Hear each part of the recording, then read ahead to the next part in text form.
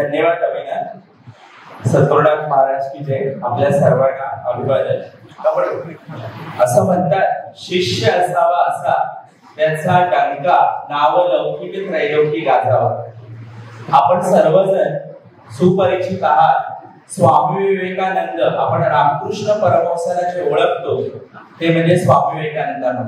एका गुरुला आनंद तेव्हाच होतो ज्यावेळेला त्याचा शिष्य नाव लौकिक व त्याचं जे ज्ञान आहे ते त्याच्या कृतीतून समाजापर्यंत पोहोचवतो.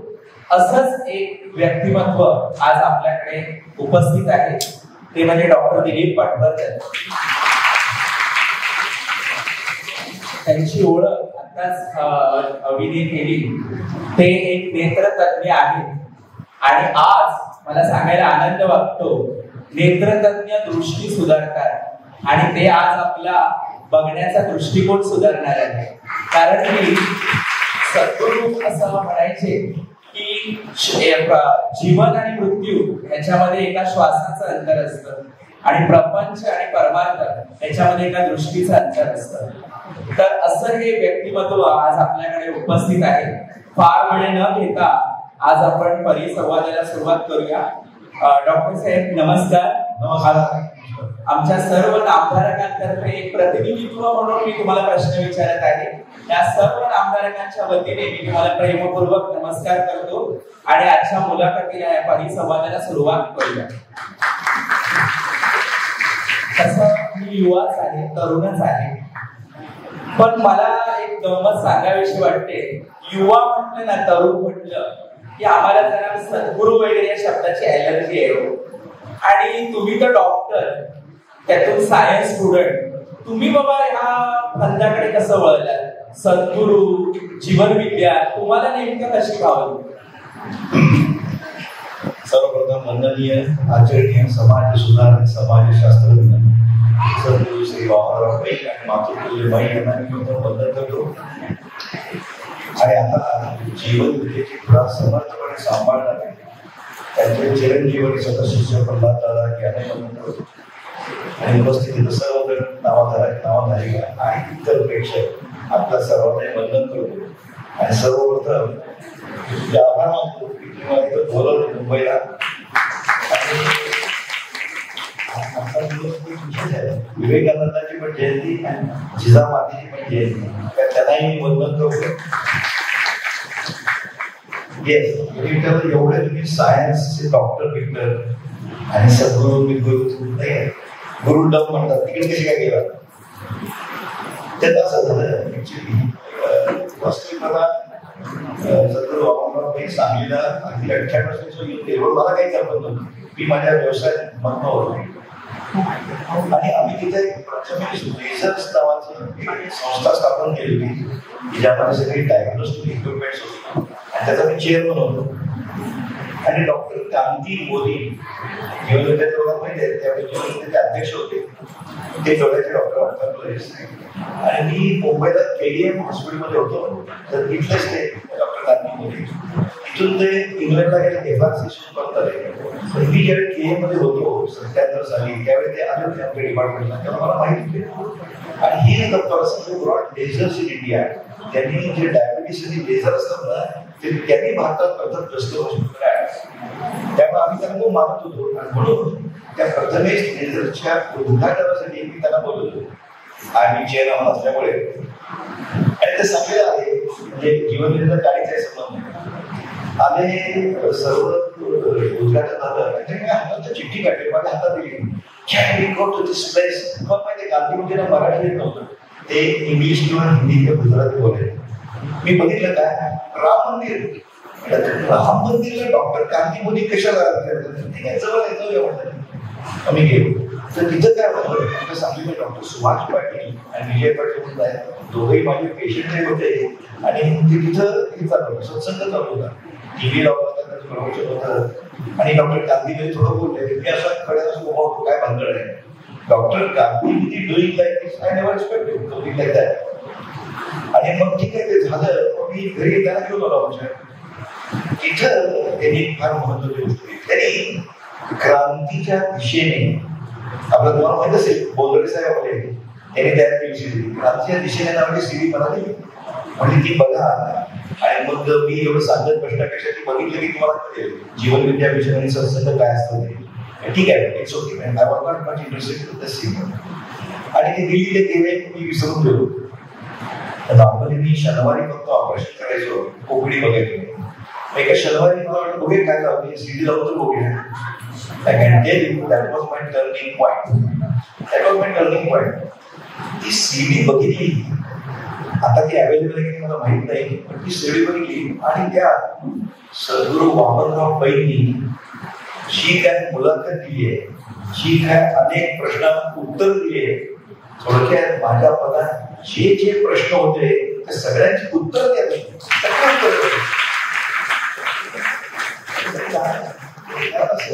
मी शास्त्र म्हणून शास्त्र शिकलेला माणूस आहे. आणि त्यात त्यांनी इतकं शास्त्रीय पद्धतीनं तर्कशुद्ध असं ज्ञान दिलेलं आहे. प्रत्येक ज्या गोष्टी मनात असतात आणि गमत काय त्यात त्यांनी जे जे सांगितलं ते मी माझ्या आयुष्यात ऍक्च्युली अनुभवलं होतं. तेव्हा माझ्या मनात स्केप्टिसिझम आलंच नाही, असं शक्य आहे काय मनातच विचार आला नाही, पण मी अनुभवलं होतं माझ्या आयुष्यात. त्यावेळी मी त्यांना 50-51 वर्षाचा होतो. आणि मला बरेच लोक विचारतात तुम्हाला काय प्रॉब्लेम होता काय म्हणून गेला काय, जीवनात कसा काय केला. म्हटलं नाही, मला शुद्ध प्रॉब्लेम होता. I want that top. माझं मोठं हॉस्पिटल जवळ बाथरूम पूर्ण झालं होतं, पण मला ते अमेझिंग वाटलं की फिलॉसॉफी फरक. त्यानंतर मात्र कसं झालं की डॉक्टर कांती मोदींचा मला फोन आला की तुमच्या सांगलीमध्ये कोर्स होतोय आणि त्या कोर्सला तुम्ही जा. त्यावेळी रविवारी कोर्स असायचा, फक्त रविवारी. तर रविवारी एक विषय असायचा आणि रविवारी सकाळी मला फोन आला, खमा doctor how come you call me, तुम्ही मला कसं काय फोन केला. I want you to attend the course of Jeevan Vidya in Sangli होती. कांती मोदींनी मला फोन केला आणि what you and your wife to attend, तुम्ही आणि तुमची पत्नी दोघे जा रविवारची सकाळी. मला आवडते काय जायला आवडत नाही. कांती मोदींनी सांगितलं म्हणून ओके लेट्स गो. पत्नीला म्हणतात गेलो होतो. तिथं त्यावेळी फी असायची 100 रुपये पर लेक्चर आणि 7 लेक्चरचे 700 रुपये फी असायची. आपण सगळे स्केप्टिकल ना, मी म्हणजे 700 रुपये भरणार नाही, 100 भरतो, योग्य वाटलं तर बघू पुढचं. ओके गेलो आणि तिथं निंबाळकर, चंद्रकांत निंबाळकर, तुम्हाला सगळ्यांना माहिती आहे सुख म्हणजे काय यावर ते जे बोलले मी प्रेमातच पडलो.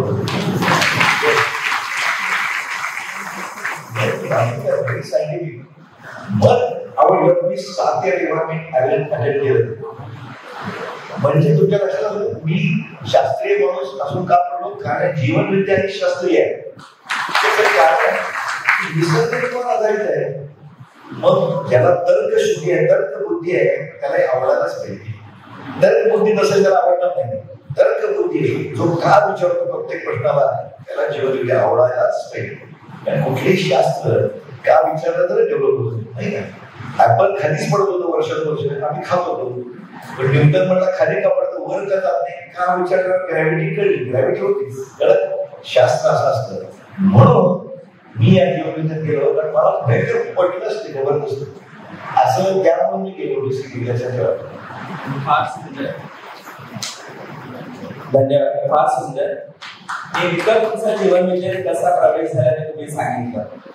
तसं तर तुम्ही ह्याच्या पूर्वी देखील अनेक आध्यात्मिक थोडंफार व्यासंग वाचन केलं असेल आणि तुम्ही जे सांगताय जीवन विद्येचं तत्वज्ञान मला एका क्षणात ते पटलं, रुचलं.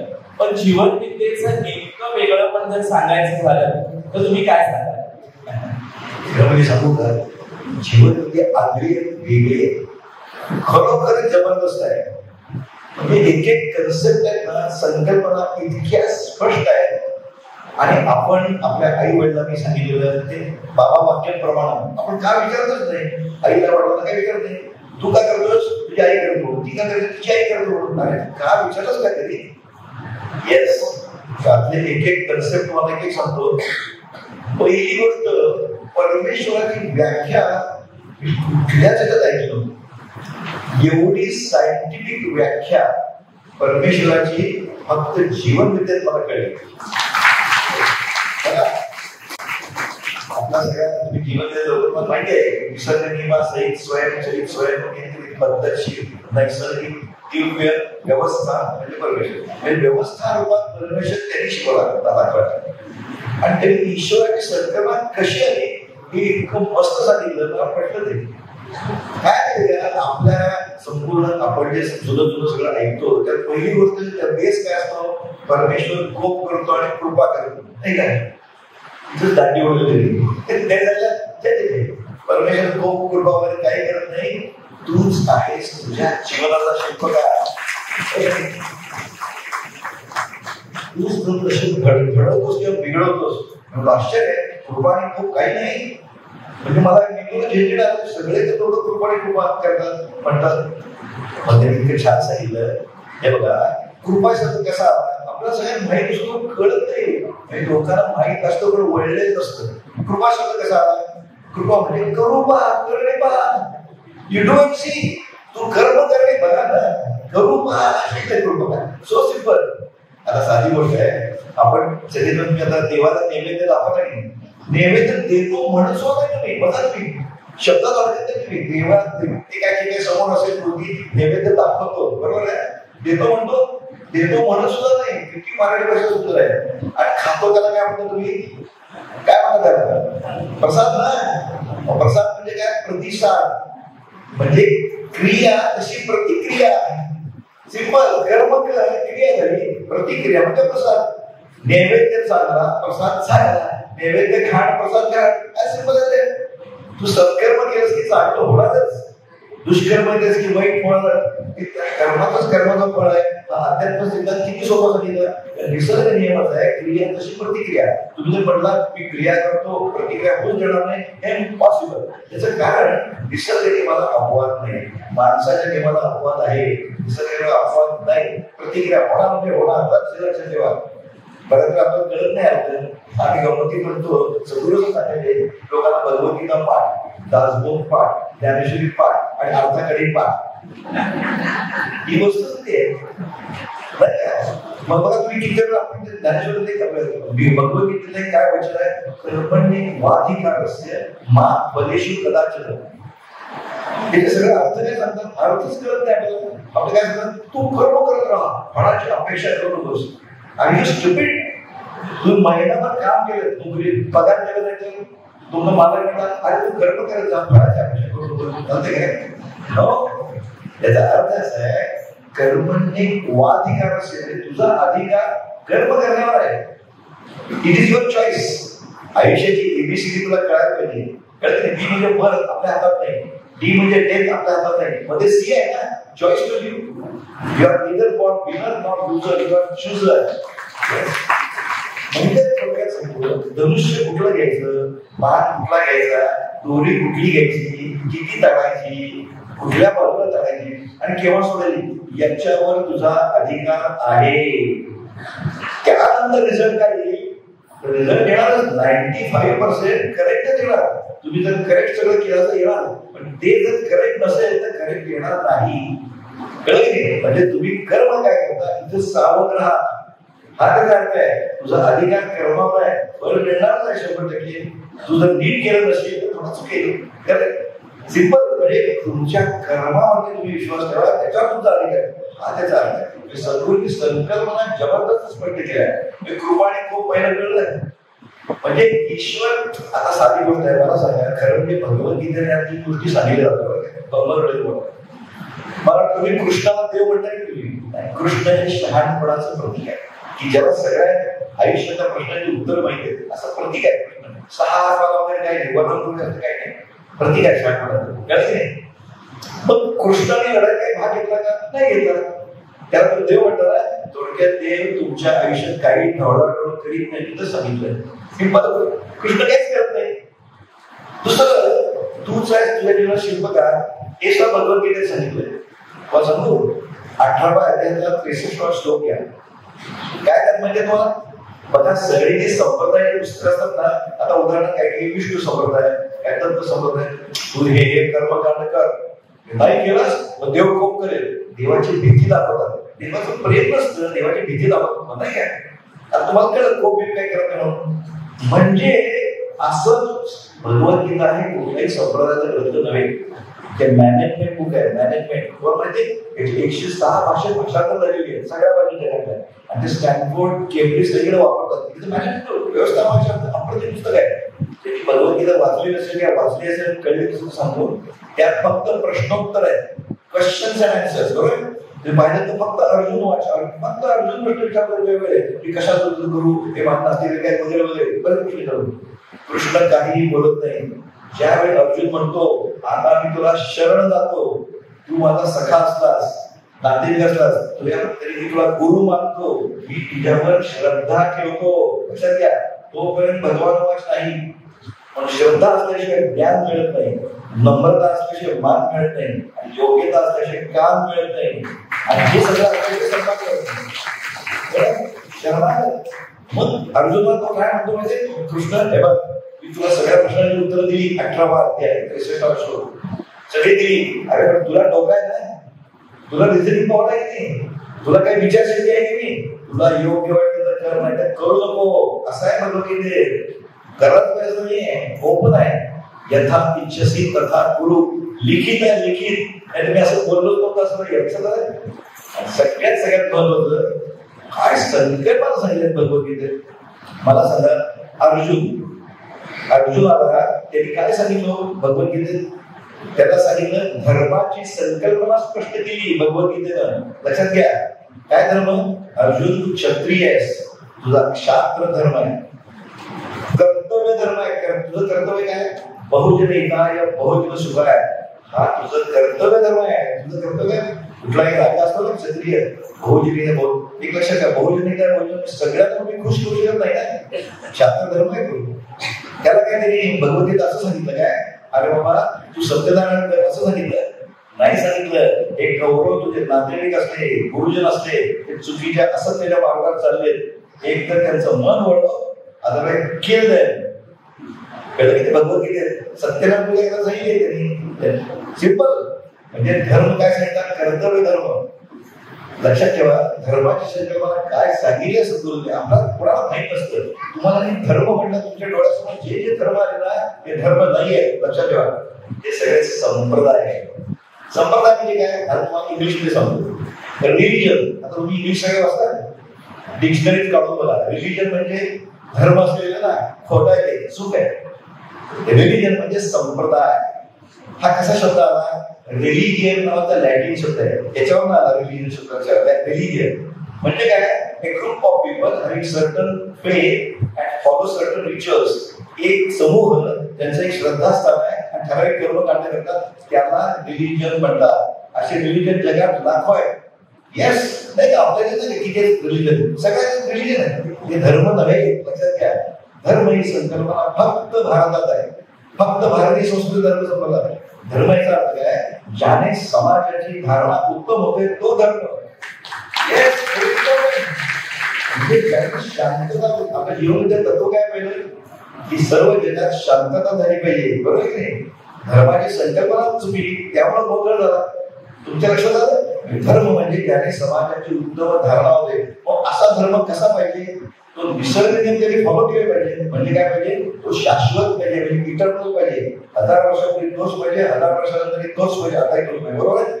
म्हणजे शाश्वत इटर्नल पाहिजे. दुसरा, आता निसर्ग नियम कसे असतात ना, नाही आंबा खालीच पडतो, आताही पडतो, 1000 वर्षात पडणार. बरोबर की नाही? वैश्विक पाहिजे, युनिव्हर्सल. अमेरिकेतही खालीच पडतो, भारतातही, पाकिस्तान काय पडतो, वैश्विक पाहिजे, म्हणजे लक्षात युनिव्हर्सल. आणि तिसरं, सर्व संप्रदायासाठी सारखा पाहिजे. म्हणजे सेक्युलर कंपल्सरी. आता मला सांगा, असं तुला संप्रदाय म्हणतो काय? आमच्या आंबा खाली बोलला जातो नाही, असाच धर्म पाहिजे. थोडक्यात धर्म सर्व संप्रदायासाठी सारखाच पाहिजे, तरच शांतता येईल. सिंपल. आता संप्रदायामुळे काय गोंधळ होतोय? प्रत्येकाचे श्रद्धास्थान वेगळं आहे. ओके, समजा मी म्हणतो माझं श्रद्धास्थान काय? विष्णू आहे किंवा काय दत्त आहे.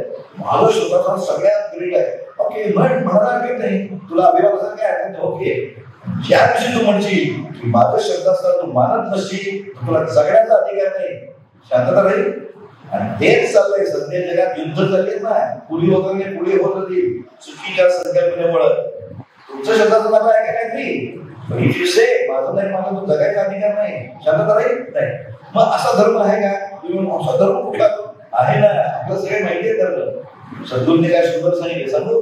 मातृधर्म, पितृधर्म, शेजार धर्म, राष्ट्राच्या अपेक्षेत राष्ट्रधर्म, विश्वाच्या अपेक्षेत विश्वधर्म.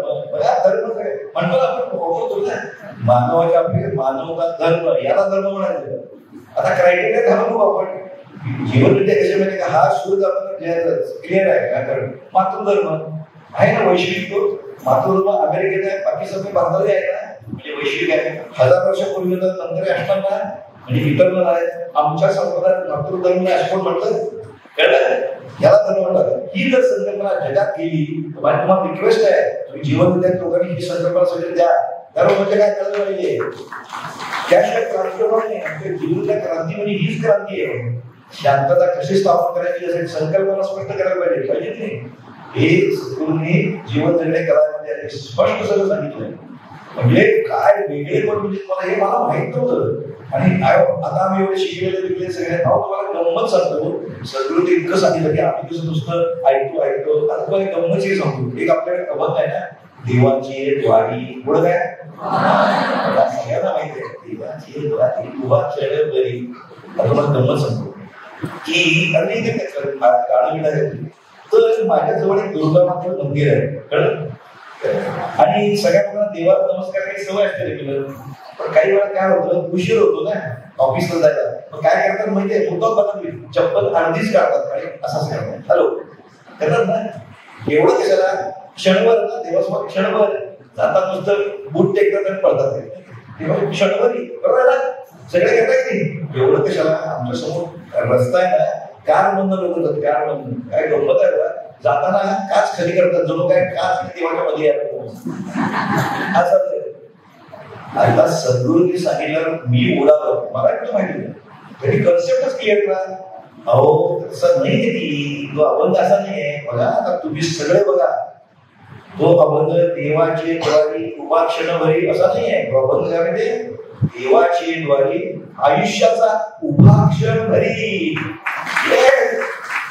सतत ईश्वर स्मरणात घडा असं क्षण मला काय होते काय नाही होत. आयुष्याचा उभा क्षण काय कन्सेप्ट आहे माहित होतं तुम्हाला? मलाही माहित नव्हतं. मी आम्ही आई सांगते की अरे क्षण बदली उभा क्षण भरी वॉट हे वेगळे पण कळत तुम्हाला? अरे लोकांना कळतच नाही. काय इतकं तुम्हाला मी मुद्दाम घेऊन आणले पॉईंट, काय विसरायला नको म्हणून. काय काय वेगळं पण आहे ते.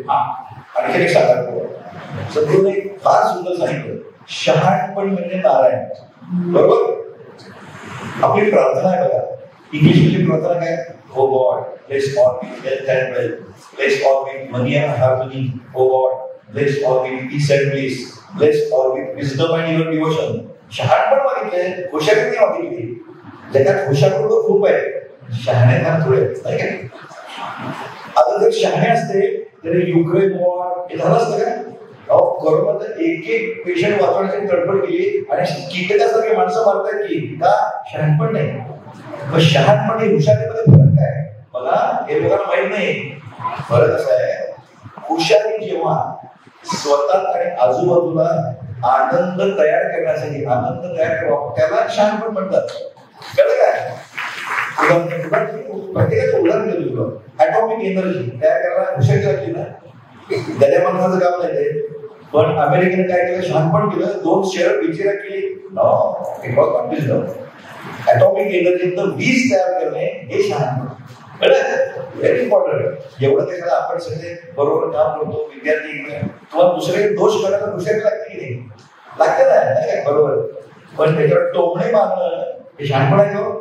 नाही, कारण की आता तर निर्माण होत नाही. अरे शहाणपण पाहिजे. काय सगळं शहाणपण म्हणजेच नारायण असं सांगितलं, बरोबर आहे ना?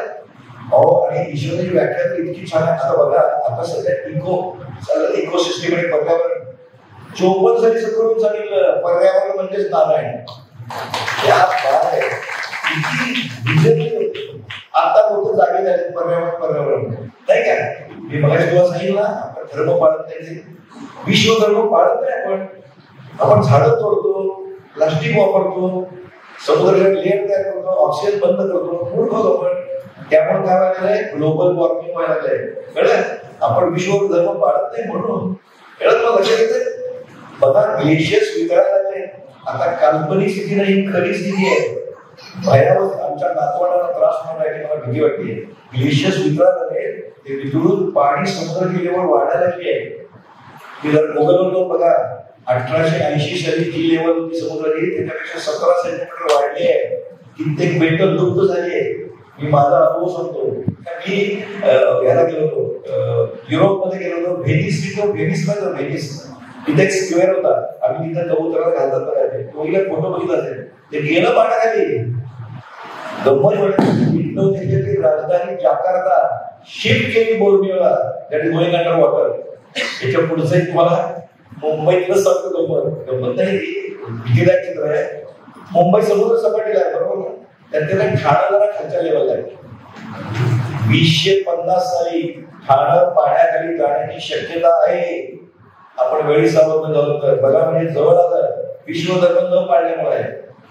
Take it from me.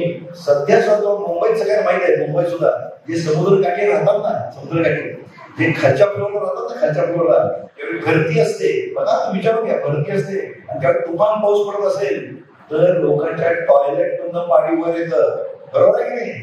Yes, it is because we are not following विश्व धर्म. तुमच्या लक्षात येते, हे सगळं सद्गुरू सत्य वस्तुस्थिती सांगतात तुम्हाला. हे कळलं पाहिजे. जीवन बद्दल वेगळं पाहिजे की सगळ्यांना सांगितलं पाहिजे. तुमच्या लक्षात आहे. आणखी एक सांगतो बघा, तुम्ही सगळ्यांना काय वेगळे पण काय वाटलं सांगतो. अहो, मला पुरेशा संपत्तीची व्याख्याच माहिती होती. व्याख्या असते हेच माहिती नाही. आता तुम्हाला किती संपत्ती म्हणजे पुरुषी ऍबस्ट्रॅक्ट ना. कोणी म्हणेल मला 1-2 खोली राहायला, 2 वेळा जेवायला पास झालं, ही एकाची व्याख्या आहे. दुसरा म्हणत नाही मला 3 बेडरूम फ्लॅट पाहिजे. चौथा म्हणाल मला कार पाहिजे, हे पाहिजे. पाचवा म्हणाल मला सारखी विदेश फिरायला. प्रत्येक म्हणजे एखाद्याची पुरेची संपत्ती 10,000 असेल, एखाद्याची 10 लाख असेल, एखाद्याची 10 कोटी असेल, असायला हरकत नाही. आज लक्षात ठेवा, पुरेची संपत्ती व्याख्या जगात कोणी केली नाही, पण जीवविद्येने सद्गुरूंनी केली. हो, ही असं चाट पडलं तेव्हा. व्याख्या सांगतो, नीट ऐका. त्याचं मी शास्त्रीय एक्सप्लेनेशन देणार आहे. मी डॉक्टर माणूस आहे, सगळ्याचं शास्त्रीय आहे. रूट कॉज अनालिसिस होतं. काय व्याख्या केली? हाती घेतलेलं. नीट लक्षात, प्रत्येक शब्द व्याख्या म्हणजे काय माहिती का? मोजक्या शब्दात परिपूर्ण वर्णन करणं म्हणजे व्याख्या. बरोबर आहे? कुठल्याही म्हणजे केमिस्ट्री मधल्या, फिजिक्स मधल्या व्याख्या डेफिनेशन. हाती घेतलेलं समाज हितोपयोगी काम प्रामाणिकपणे आणि कौशल्याने करून जी संपत्ती मिळते ती पुरेशी संपत्ती. विश्लेषण करून सांगतो तुम्हाला, या 2 व्हेरिएबल फॅक्टर्स आहेत. कुठले? हाती कुठलं काम घ्यायचं आणि कौशल्य, हे 2 व्हेरिएबल आहेत. त्याच्यावर तुमची संपत्ती वेगळी होईल. उदाहरणार्थ मी डोळ्याचा डॉक्टर आहे, ओके, चालू परीक्षा देऊन पास झालो वगैरे, पण मी ऑपरेशन करायला होतो सक्सेसफुल. एक मुलगी ऑपरेशन, माझ्याकडे पेशंट येतील काय? कोण नाही येणार. मला संपत्ती कशी मिळणार? मी त्या कामास योग्य नाही. मी व्यवसाय बदलला पाहिजे. असं लोकांनी व्यवसाय बनवून त्यात यशस्वी झालेले आहेत, हे लक्षात घ्या. डॉक्टर श्रीराम नाव आहे की नाही? येस, ते ENT नव्हते, गोल्ड मेडलिस्ट असले तरी त्यांना नाटकाची आवड होती.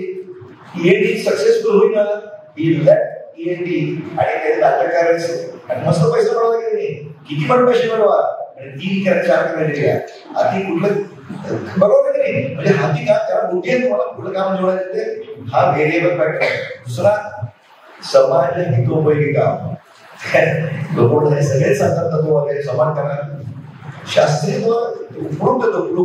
समाज हितोपयोगी काय काम करायचं? उदाहरणार्थ एखादा माणूस दारू विकतोय, भरपूर पैसे मिळवतो, पण ते समाज हितोपयोगी नाहीये.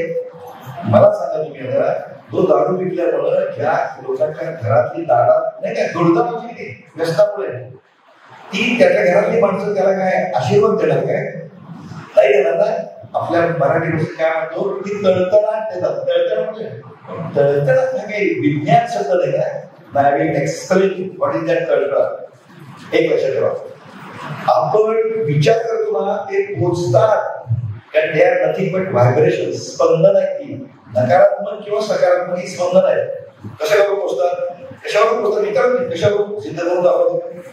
साधं विचार पुढची गोष्ट झाली. मी बोलतो ना, मी आता बोलतोय ना, ते सध्या अमेरिकेत कॅलिफोर्नियात ऐकून जात आहे. पण तुम्हाला 100% मी मोबाईल घेतला ती फ्रिक्वेन्सी माझ्या मित्राने तिथे घेतली तर लगेच ऐकून होतंय.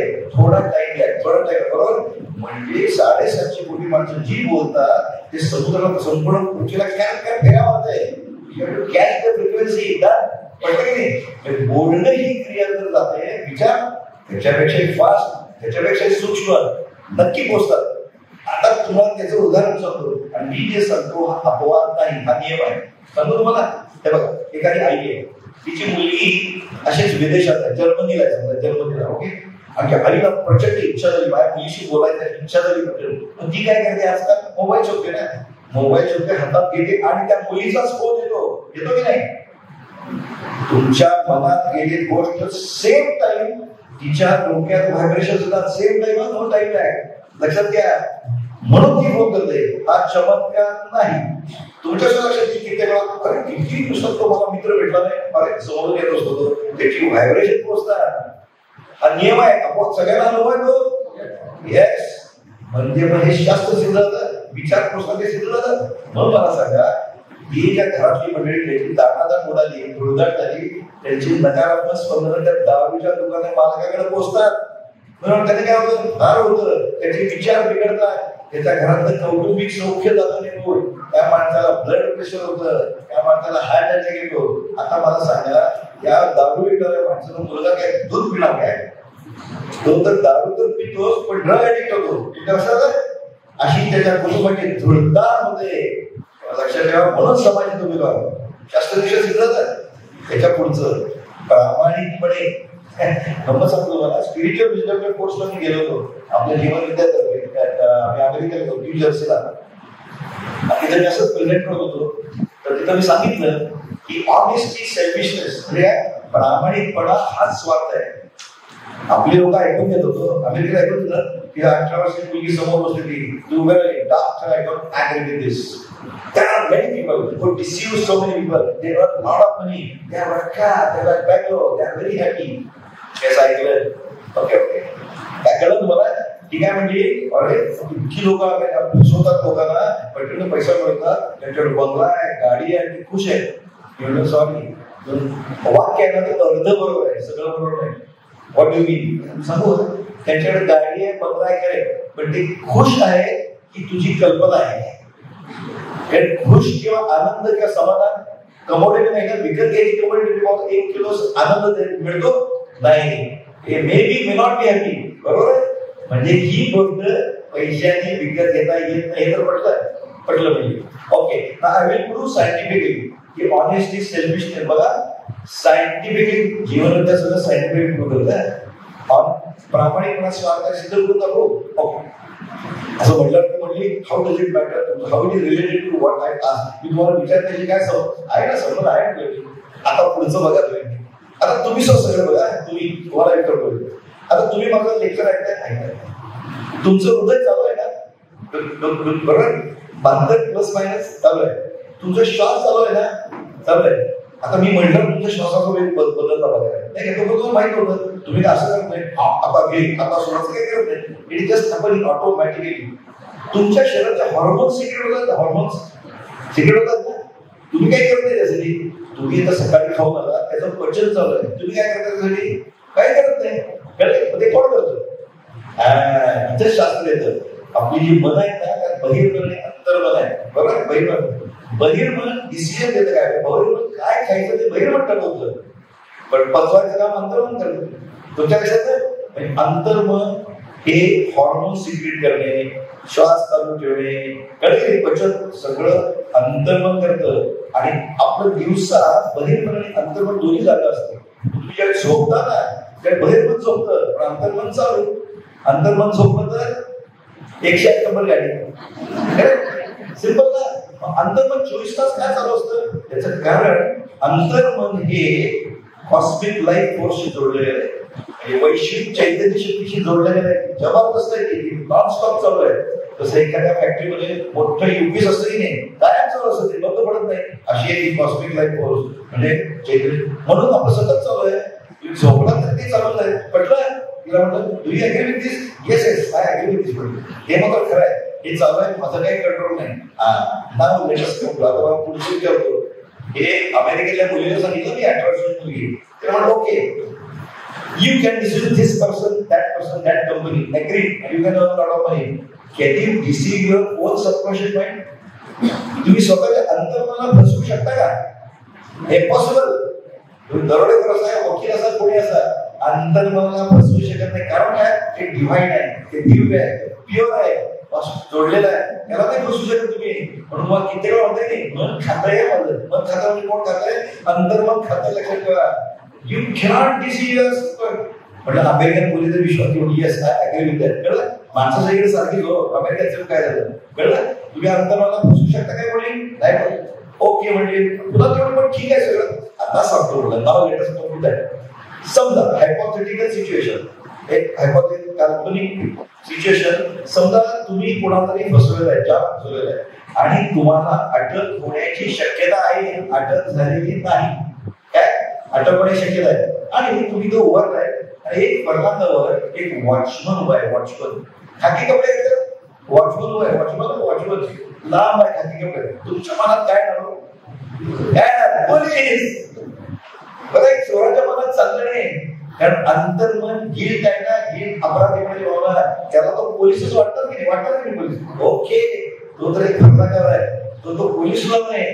पण तुम्हाला पोलीस मनात आला की अंतर्मन गडबड करायला लागतं. अंतर्मनाला कसं की अंतर्मन जी गोष्ट गडबड करतं ती बिघडते. मग काय होतं? हृदयाचा रेट वाढतो, छाती डोके पडतात, घाम फुटतो, ब्लड प्रेशर शुद्ध होतं. काय होतं माहितीये?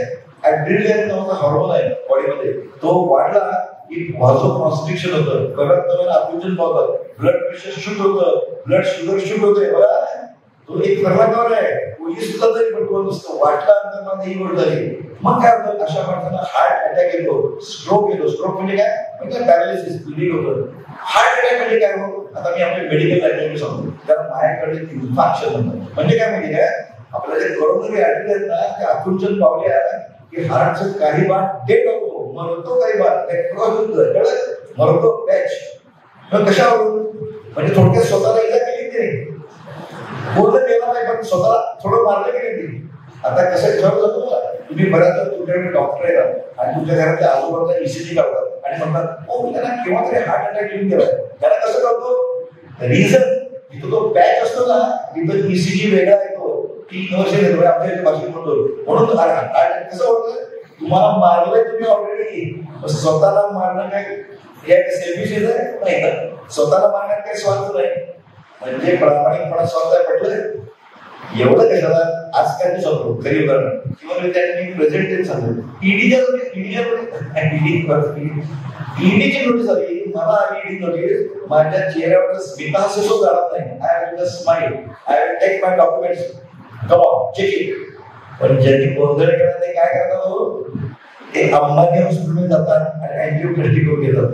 पेपर वाचतात, त्यांना स्ट्रोक येतो, कोर्टाच्या तारखा पुढे ढकलतात, ऍडमिट झाले तर लगेच हॉस्पिटलमध्ये ऍडमिट होतात ना. ते कॅनॉट डिसीव. कळलं? हे मी तुम्हाला प्रॅक्टिस म्हणजे ऑनेस्ट, म्हणजे तुम्ही प्रामाणिकपणे वागलात ना, प्रॉब्लेमच नाही तुम्हाला. You are safe.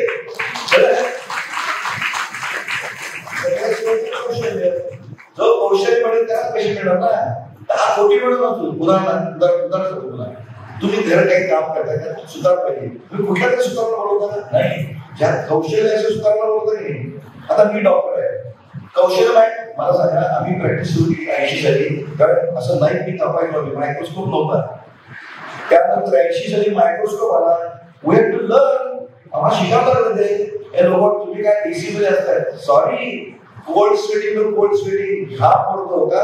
पण इथनं बघायचं आणि खाली करायचं आणि पेशंट असतो ते काय बाहेर मशीन नव्हे, शिकावं लागतं. आम्हाला घाम फुटायचा, घाम कळलं की नाही? कारण करेक्ट आहे बघा. पेशंटला मी असं समजू शकत नाही मी अजून शिकतोय रे, मला 50% पासिंग होते MBBS, तुला 50% ऑपरेशन होतो ना काय? 100%. कळलं? मग जे असे कौशल्य मिळवतात त्यांना पैसा मिळणार होता. जे मिळवत नाही ते फक्त द्वेष करू शकतात, मत्सर करू शकतात. हे केलं मी कपडे तुमच्या लक्षात आहे. म्हणजे कौशल्य जेवढे जास्त पैसा जेव्हा तुम्हाला मिळणारच की पैसे तेवढं कशाला? ते तर मी त्यावेळी केलं. मी 40 वर्ष झालं ॲग्रो इव्हन्स क्रिकेट झालं 96 साली. म्हणजे बिल टाकेलं होतं, बिल टाकेलं. मी गेलो शिकायला चेन्नईला. बँकोमध्ये काय असतं माहिती का, एक टिटानम प्रोब असतो, तो मिनिटाला 40 वेळा व्हायब्रेट होतो. हे आम्ही डोळ्यात घालतो. 2.5 मिलीमीटर एरिया सगळा खेळ आहे. मोतीबिंदू डिझॉल्व करतो, इमल्सिफाय करतो, सब प्रकार लेन बसवतो. पण आता बघा तुम्ही त्या पेशंटला इंजेक्शन देत नाही, आम्ही ड्रॉप करतो 2 तासात घरी पट्टी सोडा आवडते का, हे शिकावं लागलं. Not joke. म्हणजे कौशल्य मिळवा, मिळवा म्हणून मी चार काय मी सगळं येऊन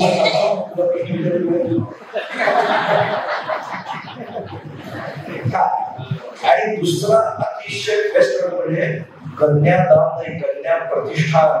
काय शब्द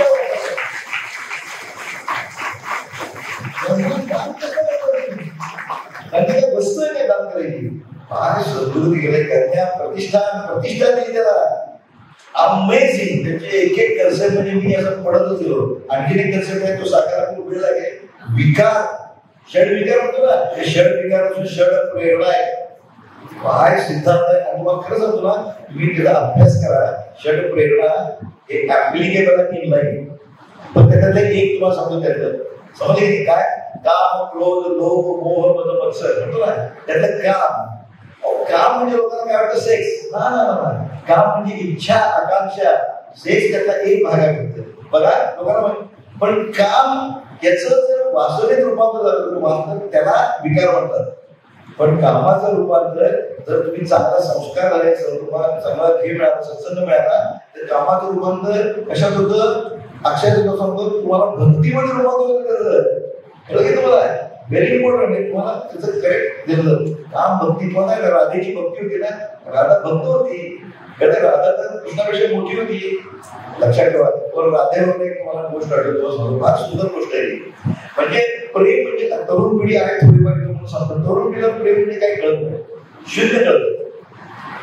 आजकाल ते बॉडीला बसतं. प्रेमाला सद्गुरूंनी काय सांगितलंय, तू पण करून आहे, मी करूनच आहे. प्रेम म्हणजे काय, एकमेकाला सुखी ठेवण्याची उत्कट भावना म्हणजे प्रेम.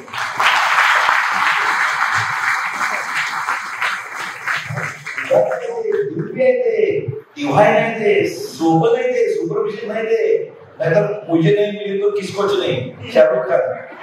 जनावर आहे तो, जनावर. हे प्रेम नव्हे. तुमच्या लक्षात आलं, प्रेम हे कळलं पाहिजे. आज तुमच्यावर ब्रेकअप होतं नाही, ब्रेकअप. अरे ब्रेकअप काय, ती जिथं असेल तिथं सुखी राहील, तो जिथं असेल तर सुखी राहील, असं मनात याला प्रेम म्हणतात. उत्कृष्ट तुम्हाला एक्झाम्पल जुन्या काळात सांगतो, फार मस्त वाटलेले.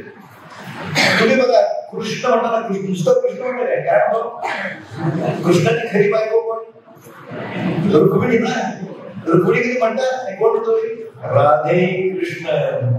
अरे राधा किशन, राधेश्याम, राधेचं नाव आलेलं. राधा कोणी बायको दिली नो, कृष्णापेक्षा ती मोठी होती, गोकुळात होती, बरोबर आहे नाही. तिचं ते प्रेम होतं, ते खरं प्रेम. म्हणून राधेश्याम म्हणतात, राधा कृष्ण म्हणतात, बरोबर आहे. आता मला सांगा, राधा कुठे राहिली, गोकुळात राहिली. कृष्ण होता द्वारकेत होता. पण कृष्ण या महाभारत गडबडीच्या गडबडीत होतो ना, भेटलाच नाही राधेला. म्हणून काय प्रेम नष्ट झालं नाही झालं. मग एकदा लक्षात, तुमच्या लक्षात आहे, म्हणजे तुमच्या जवळ असण्याची गरज नाही. राधा कुठे होती, गोकुळात, हा द्वारकेत होता. एक गंमत इन्सिडन्स ते समजण्यासाठी सांगतो. एकदा ते कुठल्या इव्हेंट भेटले. बघा, कृष्णाला सुद्धा आपल्या प्रेमाचा गर्व असतो, गर्व असतो. कृष्णदेवाचा देव म्हणजे ताकद. कृष्ण राधेला काय म्हणाला, नीट ऐका, राधे तू जरी माझ्यापासून एवढी दूर होतीस, तिथं गोकुळात होती ना, द्वारकेत होता, तरी पण तुझी सतत मला आठवण होती. बरं काय म्हणतो, एवढी दूर होतीस तरी तू मला सतत आठवण होती. आणि मग कृष्णाने पुढे विचारलं, बघा त्याचा जो अभिमान असतो माणसाला, राधा तुझंही तसंच असेल ना. काय झालं, तुझंही तसंच असेल ना. उत्तर अपेक्षित काय होच ना. नाही, राधा म्हणजे नाही, माझं तसं काय नव्हतं. कृष्ण चाक पडला, अरे तू एवढी दूर असून सतत मला तुझी आठवण येते, तुला नाही. राधेने उत्तर दिले ते नीट ऐका. राधा काय म्हणते, अरे तू माझ्यापासून दूर नव्हताच, तू माझ्या हृदयात होतास. काय सद्गुरू सांगतात की म्हणजे प्रेमाची व्याख्या कळली का कोणाला? You must understand that. कळलं? ओके. हा आणखी हे खूप महत्वाचं आहे. वुमन एम्पॉवरमेंट वरती लेक्चर येतो ना, आजकाल तुम्हाला माहिती आहे स्त्री मुक्ती हा एक प्रकार चाललाय. No, given me that doesn't agree with that. स्त्री मुक्ती हा उपाय नाही, लक्षात ठेवा. मग काय उपाय आहे त्यासाठी तुम्हाला सांगतो. आपल्या जीवनमध्ये 3 श्रद्धास्थान आहे. कुठली कुठली? छत्रपती शिवाजी महाराज, दुसरे कृष्ण भगवान, तिसरे आम्ही चाणक्य. बरोबर? पण ते 3 आपली श्रद्धास्थान काय विचार केला तुम्ही? काय 3 वाय? त्या तिघांमध्ये एक कॉमन गोष्ट आहे. काय कॉमन गोष्ट आहे? बहुजनिताय बहुजन सुखाय. कृष्णाने स्वतःचा कधी विचार केला नाही, लोकांचा विचार केला. छत्रपती शिवाजी महाराजांनी स्वतःसाठी काही केलं नाही, ही स्त्रीची इच्छा. बरोबर? आणि आज चाणक्य राज्यात कधीच नव्हता, तो अरण्यात राहत होता. फक्त परदेशी जेव्हा अनेक खेळ आला त्यावेळी तो नंदाकडे गेला. बरोबर आहे? आणि त्या नशिबी नंदाने ऐकलं म्हणून नंदाचा पराभव केला, चतुर्युक्त मौर्याला घेऊन. कळलं मला? असं म्हणजे लक्षात घ्या, ही श्रद्धास्थान आपल्या केली. त्याच्या शिवाजी महाराज तुम्हाला मी खरं सांगतो की सगळ्या जगातला राजा छत्रपती शिवाजी ग्रेट होते. महाराष्ट्रातले नाही. Again I will do it scientifically आणि करेक्ट. तुम्हाला शिवाजी महाराज शूर होते? शूर तर खूप लोक होते. अलेक्झांडर शूर होता, चेंगीज खान शूर होता. शूर तर कुठल्या लढत नाही. शिवाजी महाराज 3 गुण होते ना, जबरदस्त होते. सांगू जे इतर राजांवर होते तसं नाही, काही करता असतील. पहिली गोष्ट, शिवाजी महाराज रयतेचे राजे होते. कळलं? शिवाजी महाराज काय करायचे माहिती तुम्हाला? लढाई करताना सांगायचे सैन्याला, क्रॉप आहे ना म्हणजे पीक, उभं पीक नासाडी करू नका, त्यातून नासाडी झाली तर भरून द्यायची शिवाजी महाराज.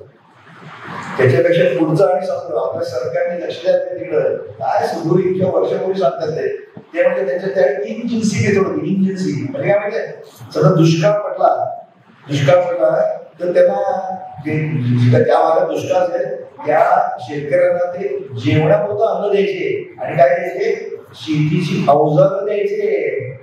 तेव्हा ओके विचार चांगला पाऊस पडेल, कष्ट करा, मिळवा आणि मग मला अवजारं परत द्या. फुकट काही देत नव्हते ते. कळलं? तुम्ही एखाद्याला जर बात काढत असेल ना तर फुकट द्या, त्याचं आयुष्य फुकट जाते. शिवाजी महाराज फुकट काही देत होते, अवजारा द्यायचे. म्हणून नंतर म्हणतात ना इथं माशांची सारखं मासे ऐकतो, मासे तयार होऊ नका, मला मासे पकडायचे अवजारा द्या, ते कसे पकडायचे शिकवा. तर तो जगतो. कळलं? शिवाजी महाराज ते करायचे. कळलं? दुसरं, त्यांच्याकडे सर्व प्रकारच्या संप्रदायाची लोक होती, खांद्याला खांदा लढत होती. बरोबर आहे ते? त्यांचं कसं होतं काय, सेपरेट रेजिमेंट. ब्रिटिशांनी तुम्हाला गंडवलं बघा. ब्रिटिशांनी काय केलं, मनभेद केला. आज ब्रिटिश सैन्य आपलं अजून ते चालू आहे. आज 75 वर्षात काय माहिती, Gurkha regiment, Maratha regiment, Mahar regiment, Kumaon regiment, Sikh. का बरं मनभेद केला? म्हणजे एकत्र येऊ नये म्हणून ब्रिटिशांनी. असं कशाला पाहिजे? रेजिमेंट नंबर 1, 2, 3 पाहिजे की नाही? I have written down to PM office. मी लिहिलेलं होतं त्यांच्याकडे सगळे एकत्र होते, सगळ्यांना समान, कोणाला सेपरेट नव्हतं. शिवाजी महाराज सगळ्यात महत्वाचं. I was surprise. मी आता एनजी कॉलेज जातो, आय एम सरप्राईज. हे नवीन कोणाला माहित नाहीये, आता इतिहासात कोणी सांगितलंच नाही. I am surprise. शिवाजी महाराजांना स्त्री सन्मान होता. कल्याणच्या शेजारच्या सुनीजी बोलतो, हल्लीच्या तरुण लोकांना माहित नाही, त्याच्या पुस्तकात नाहीये म्हणजे. I am surprise. आता घालण्याची गरज आहे. स्त्री सन्मान फक्त शिवाजी महाराज करतो. तुम्हाला बाकी सगळे राजे काय करायचे, जिंकले जनान त्यांना समान. बरोबर आहे? माहिती आहे गोष्ट तुम्हाला सगळ्यांना बरेचसे काही तुम्हाला माहिती आहे ना. सन्मान करून पाठवलं सुधारणासाठी कल्याण सुधारा, ती त्यांचीच होती प्रॉपर्टी. म्हणून स्त्री सन्मान हे खरंच उत्तर आहे. शिवाजी शिकायचं आपण. मी खरंच सांगतो तुम्हाला. आता तुम्हाला मध्ये तुमच्या मुंबईमध्ये घडलेली गोष्ट सांगतो. मुंबईमध्ये घडलेली गोष्ट सांगतो. शिवजयंती होती. शिवजयंती माहिती आहे, सगळे तरुण जय हो जय हो जातात ना. येस, आणि चिंच पोकळीला गेलेली गोष्ट आहे, 20 वर्षापूर्वी चिंच पोकळीला खरी गेले पेपरला गेली. ती मिरवणूक झाली की ते कदम नावाची मुलगी होती, किती 15-16 वर्षाची असेल, म्हणजे 10वी-11वी झाली. ती ट्रक पण उभी राहिली. ही म्हणली माझ्या अंगावर ट्रक घालायचे होते, मी जाऊ करत नाही. तू माणूस अरे का बाळ असं काय करतेस? तिनं काय केलं, ते ट्रक मध्ये 4 तरुण उभे होते, त्यांच्याकडे बोट दाखवलं, म्हणजे माझे वडील गिरणी काम करायला पाहिजे, मला पुढे कॉलेज शिकायची इच्छा आहे. हे तरुण आहेत ना, हे मला इतका त्रास देतात की मला वडिलांनी मला शिक्षण बंद केलंय, त्याला काय अधिकार शिवाजी महाराजांच्या वेळाचा स्त्री सन्मान त्याच्याकडे नाही, त्याला काय अधिकार शिवाजी महाराजांच्या वेळाचा. आता लोकांनी त्याला झोडपून काढलं, दॅट इज डिफरंट. तुमच्या लक्षात आलं, शिवाजी महाराज जय म्हणणार असाल तर तुला स्त्री सन्मान ठेवला पाहिजे, तर शिवाजी महाराज जय, नाहीतर नाही. तुमच्या लक्षात येतं काय? Very important. शिवाजी महाराज समजून घेणे इतकं सोपं नाही याच्याकडे. खरं सांगतो, सन्मान देण्याला जबाबदारी जाणीव होती. आज काय तो माहिती आहे, नवरा बायकोला आहे तुम्ही करतो ना मॉडर्न पद्धत, एकमेकांविषयी रिस्पेक्ट नाही, अरे तुले करतात, बरोबर ना? तुम्ही सन्मान, मी नेहमी सांगतो, घरातल्या प्रत्येक मुलाने आपल्या बहिणीला, आईला, वहिनीला सन्मान द्या. सन्मान दिला की वागण्यात बदल होतो, बरोबर आहे की नाही? सन्मान दिला की जबाबदारी वाढते. आता बँकेत एखादा वॉचमन असतो, त्याला काही सन्मान नसतो माझा, पण जबाबदारी कमी असते. सकाळी 11ला ऑफिस उघडायचं, 5ला बंद करायचं. पण मॅनेजर असतो तो 5 वाजता जात नाही, तो 8 वाजेपर्यंत काम करतो. का? कारण सन्मान असतो, पण जबाबदारी पण असते. कळलं? Very important. आता याचा मी एक प्रयोग केला स्वतः की सन्मानामुळे जबाबदारी कशी वाटते. म्हणून जर स्त्रियांना सन्मान दिला, मुलीला सुद्धा त्याचं वागणं सुद्धा जबाबदारी वाटते द्या. तुम्ही बघा काही मुली कशा रिस्पेक्टफुल डिस्टन्स बोलतात मुलाची. There should be distance ना. तुम्ही जर गळ्यात घातलं तर व्यापीच्या होणार की नाही. It's hormone spiritual work. हे शिकवलं पाहिजे मुलींना आपल्या सगळ्या घरातल्या. कळलं की नाही? डिस्टन्स तेव्हा इतका आपण बोलण्यात रुबाब पाहिजे की त्या पोराची हिंमत नाही झाली पाहिजे. आणि ती मुलं अशा मुलीच्या मागे जातच नाही, जातच नाही. जे अगल बगल करतात दे विल कॅच देम. बरोबर मी सांगतो ते स्त्री सन्मान द्या. मी याचा खूप छानपैकी उपयोग कसा केला सांगतो. मी इंग्लंडला गेलो 95 साली बुरफील्ड शाळा हॉस्पिटलमध्ये. तर तिथे त्या काळात प्रायव्हेट प्रॅक्टिस मध्ये आम्ही एप्रॉन घालत नसतो. मेडिकल कॉलेजला मी यूज टू यूज एप्रॉन घालायचं. तिथं बघितलं प्रत्येकाला एप्रॉन होता आणि ते स्वीपरचाच होता, फक्त कॉलरचा कलर वेगळा. नर्सेस नव्हता, डॉक्टर नव्हता, सगळ्या नव्हता. I got the idea. मी आल्या आमच्या सगळ्या लोकांना शिकलं. आता तुमचं मुंबईत कसं आहे, रिसेप्शनिस्ट कोर्स केलेली लोक मिळतात. आम्हाला काही बाळ्याकडे म्हणलं, बाळ्या काय असेल आमच्या शेतातली काम, दवाखान्यात काम करायला असे बाळ्याकडे होते. मी काय केलं, गेल्या सगळ्यांना अप्रोच दिली. काय गंमत झाली म्हणजे मी तो फॅक्ट समजतो. अहो बाळ्याचा बाळासाहेब झाला तो. पेशंट आल्यावर लोक बाळा म्हणायचे नाही त्याला, हो बाळासाहेब. अरे बाळासाहेब तो देखील छान वागायला कसं घ्यायची. कळलं? It makes difference. Take it from me. तुमच्या स्त्री सन्मान आहे, तर स्त्री मुक्ती नव्हे. येस. हा आता खरं म्हणजे इतक्या गोष्टी सांगण्यासारख्या. आणखी तुला आणखी काय बोलत राहील विचारायचं तो म्हणजे की तुमचा संबंध अनेक पेशंटशी येतो, अनेक जणांशी येतो, कॉन्फरन्स मध्ये अनेक म्हणजे सदना अनेक प्रकारच्या लोकांशी येतो. आपण बऱ्याच वेळेला समाजात बघतो सो कॉल्ड सेटल्ड आहे, म्हणजे वेल सेटल आहे, पैशाने अगदी कसल्याही प्रकारची आबाळ नाही. अशाने सुद्धा तुम्हाला वाटतं का जीवननिधीची गरज आहे? खरं सांगू, अशालाच तरी जास्त गरज आहे. या लोकांना मला माहिती आहे, मला मी तसंच वागतो, मला माहिती आहे खोटं असतंय. मी तुम्हाला खरंच सांगतो, जे सो कॉल्ड सुशिक्षित पोरं खूप आहेत. झोपडपट्टी एक वेळ बरी असते, कारण मी स्वतः झोपडपट्टी 17 वर्ष प्रॅक्टिस केली. अहो काय कणा भांडतात, ते घरात भांडतात, त्यानंतर तुला मित्र होतात. हे जे मध्यमवर्गीय अपर मिडल क्लास मनात धुमसत राहतात, गृहीत करतात, टेकन फॉर ग्रँटेड. आणि अशा लोकांना बीपी शुगर वगैरे येते. कळलं की नाही? त्याला कळलेलं असतं पण वळलेलं नसतं, सगळं थिअरी पाठ. त्यालाच काही जीवनविधीची गरज आहे असं माझं म्हणणं आहे. अहो जीवनविधी हे बघा, आनंद जगात तुम्हाला काय पाहिजे? आनंद पाहिजे ना. आनंद पाहिजे. कुठलाही डॉक्टर असो, इंजिनियर असो, वकील असो. मी बऱ्याचदा प्रश्न विचारतो, माणसाचा जन्म कशासाठी आहे? उत्तर सांगायला येत नाही शब्द. जीवनविधी उत्तर दिलं त्याचं. काय उत्तर दिलं? आनंद वाटत वाटत आनंद लुटण्यासाठी जन्म आहे. का सांगितलं? पुन्हा बघा प्रत्येकानं शास्त्रीय कारण काय सांगितलं? सिंपल आहे, क्रिया कशी प्रतिक्रिया हा तर नियम आहे, निसर्ग नियम. मग तुला सुख पाहिजे असेल तर काय करायला पाहिजे? सुख द्यायला पाहिजे. आणि त्यासाठी सुख ओरबाडून घेता येत नाही, आनंद ओरबाडून घेता येत नाही, द्यायला लागतं. बरोबर. एक सद्गुरू फार सुंदर गोष्ट असतात, मस्त विनोदी गोष्ट असतात. सद्गुरू असं सांगत होते, तुम्ही दुसऱ्याला सुखी करा की तुम्ही सुखी व्हा, असं सगळं सांगत. सासवा सुद्धा आल्या काय ऐकायला, सासूला आल्यावर काय आम्ही त्याला भयंकर पटलं. ते तुम्हाला काय सासू सून म्हणजे स्टँडर्ड हल्ली नसतं, सून सासू आहे ते उलट झालं. आमच्या वेळी सासू सुद्धा त्याच्या आता उलट असं म्हणतात असो.